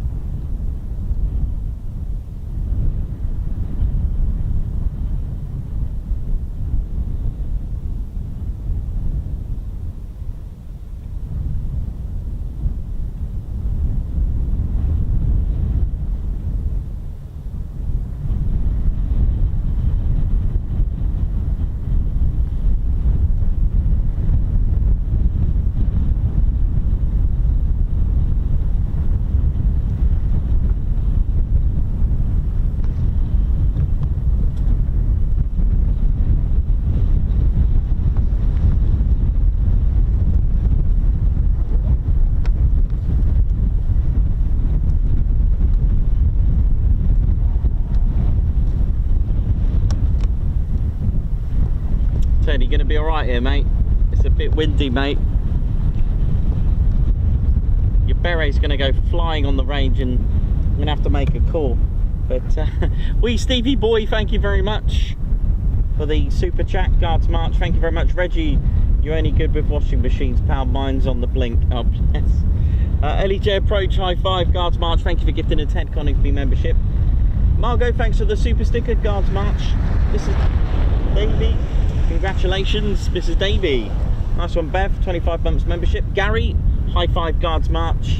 Thank you for gifting a Ted Coningsby membership. Gary, thanks for the super chat as well. A Guards March to you. Thank you very much.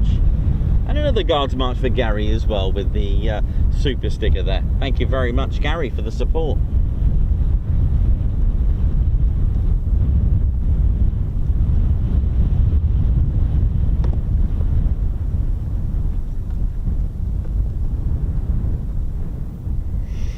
So we'll wait, yeah, we'll wait another half an hour and we'll see what's cooking.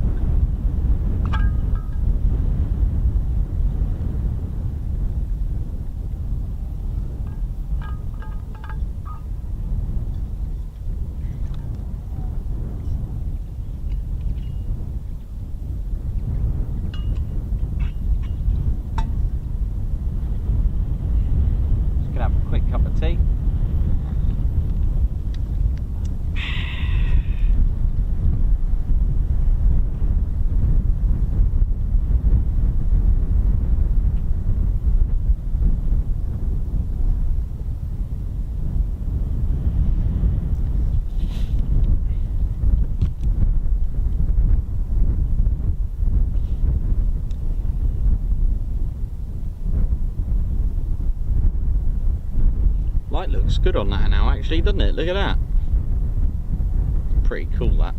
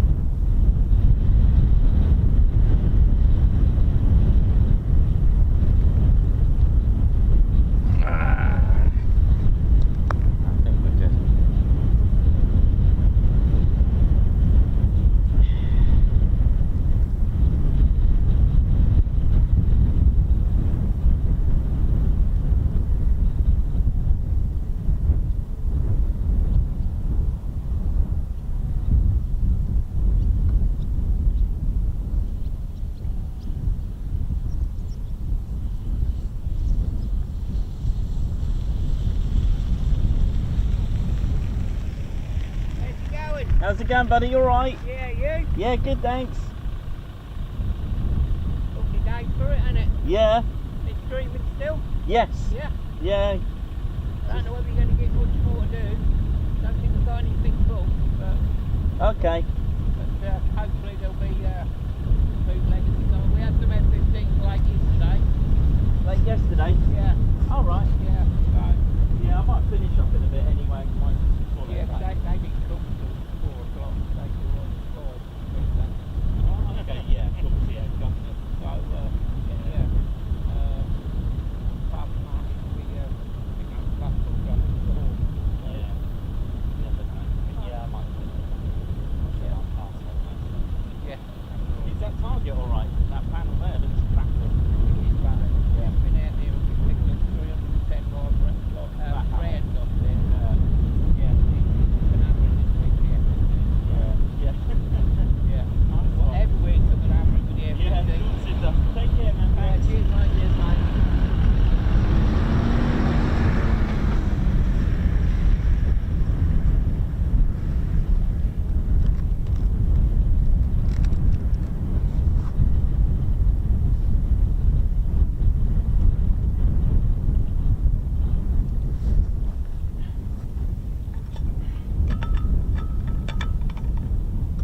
Yeah, should we call it a day then, Ted?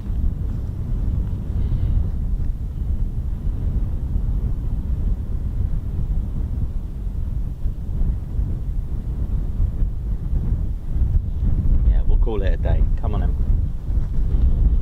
We've had a good day.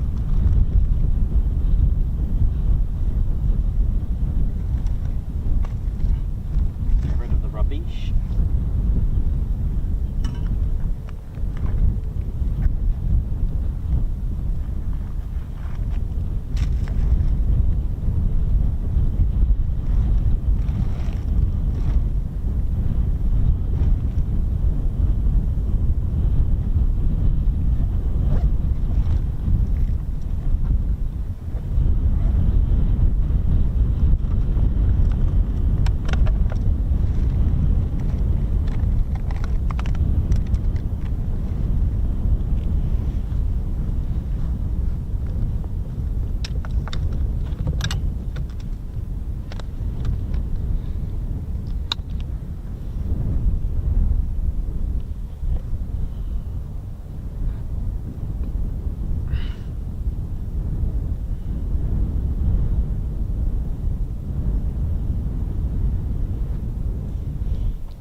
Yeah, let's call it then, Teddy. Right, I think we're done. Just make sure we haven't missed any guards marches. Yeah, it's been good fun. Oh, Griffamundo, member for 18 months. Thank you very much for being a member for 18 months there now.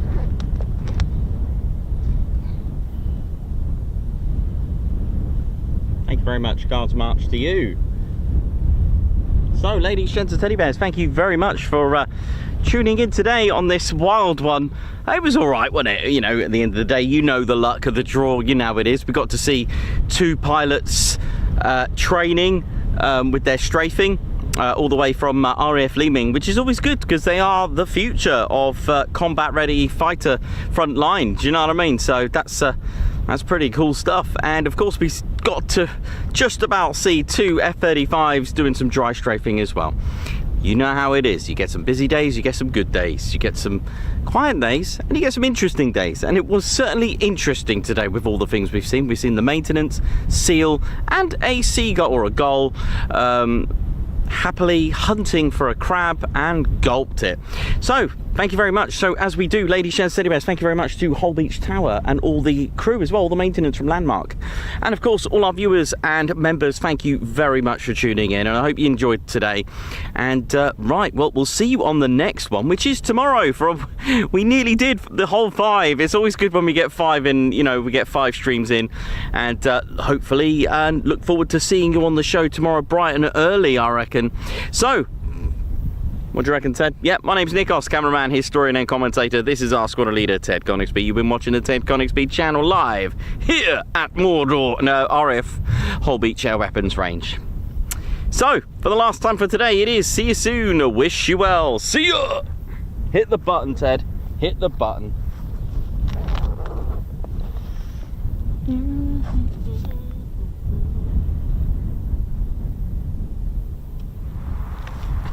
Oh yeah, ladies, sheds and teddy bears, welcome to the Ted Coningsby Channel membership. I'm Nikos, I'm your cameraman and commentator. This is our squadron leader, Ted Coningsby. Just want to say a massive thank you to all our members. Guns up and oh yeah. Take it away, Ted. Ladies, sheds and teddy bears, we want to say a massive thank you to all of our subscribers for getting us to where we are today. We have gone all over the country, from as far as Lossiemouth to Bryce Norton, and military areas such as air weapons ranges, low flying areas, heritage centres and special flights for TED too. We cannot do this without your support, and your support will be rewarded. You can now join the Ted Coningsby Squadron and help fund the channel to get us around the country and provide us with the funds for equipment to bring you better content too. We have 3 exciting membership levels with awesome YouTube perks to reward you back for your support. Our first level of membership is the Ted Coningsby Squadron. You'll get a loyalty badge on YouTube, unique TCS emojis that you can use on comments and live streams, members only videos which include behind the scenes, deleted scenes, sneak previews and also music videos that Ted likes to play the electric guitar on. You'll also get access to members only Discord server and discount on all of our Ted Coningsby merchandise. All of this for just $1.99 a month. Oh yeah. Our second level of membership is the Posh Officers Club. This includes all of the squadron perks, private Posh Officers Discord chat room, Posh Officers discounts on all of our Ted Coningsby merchandise, and the poshness of supporting the TCS even more. This is just £4.99 a month. Our third level was inspired by many of our fans who have been supporting the channel massively. So we'd love to reward you back with this, and our third level of membership is the Ted Coningsby Fighter Squadron. This gives you a more personal experience with me and Ted, with exclusive live streams and content. You'll get a free Ted Coningsby Fighter Squadron patch, a private Ted Coningsby Fighter Squadron Discord chat room, a gold colour Discord username, and a higher discount on all of our Ted Coningsby merchandise. All this for just $25.99 a month. Ladies, gents and teddy bears, the Ted Coningsby channel cannot thank you enough for all your support. And it's this support that keeps the dream, keeps the stream. Thank you so much. Oh yeah.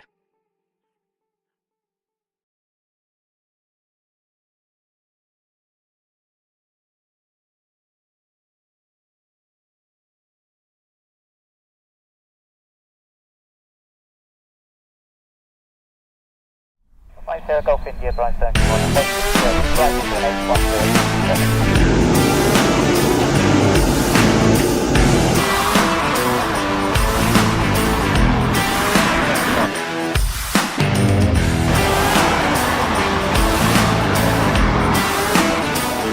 Go, go, go.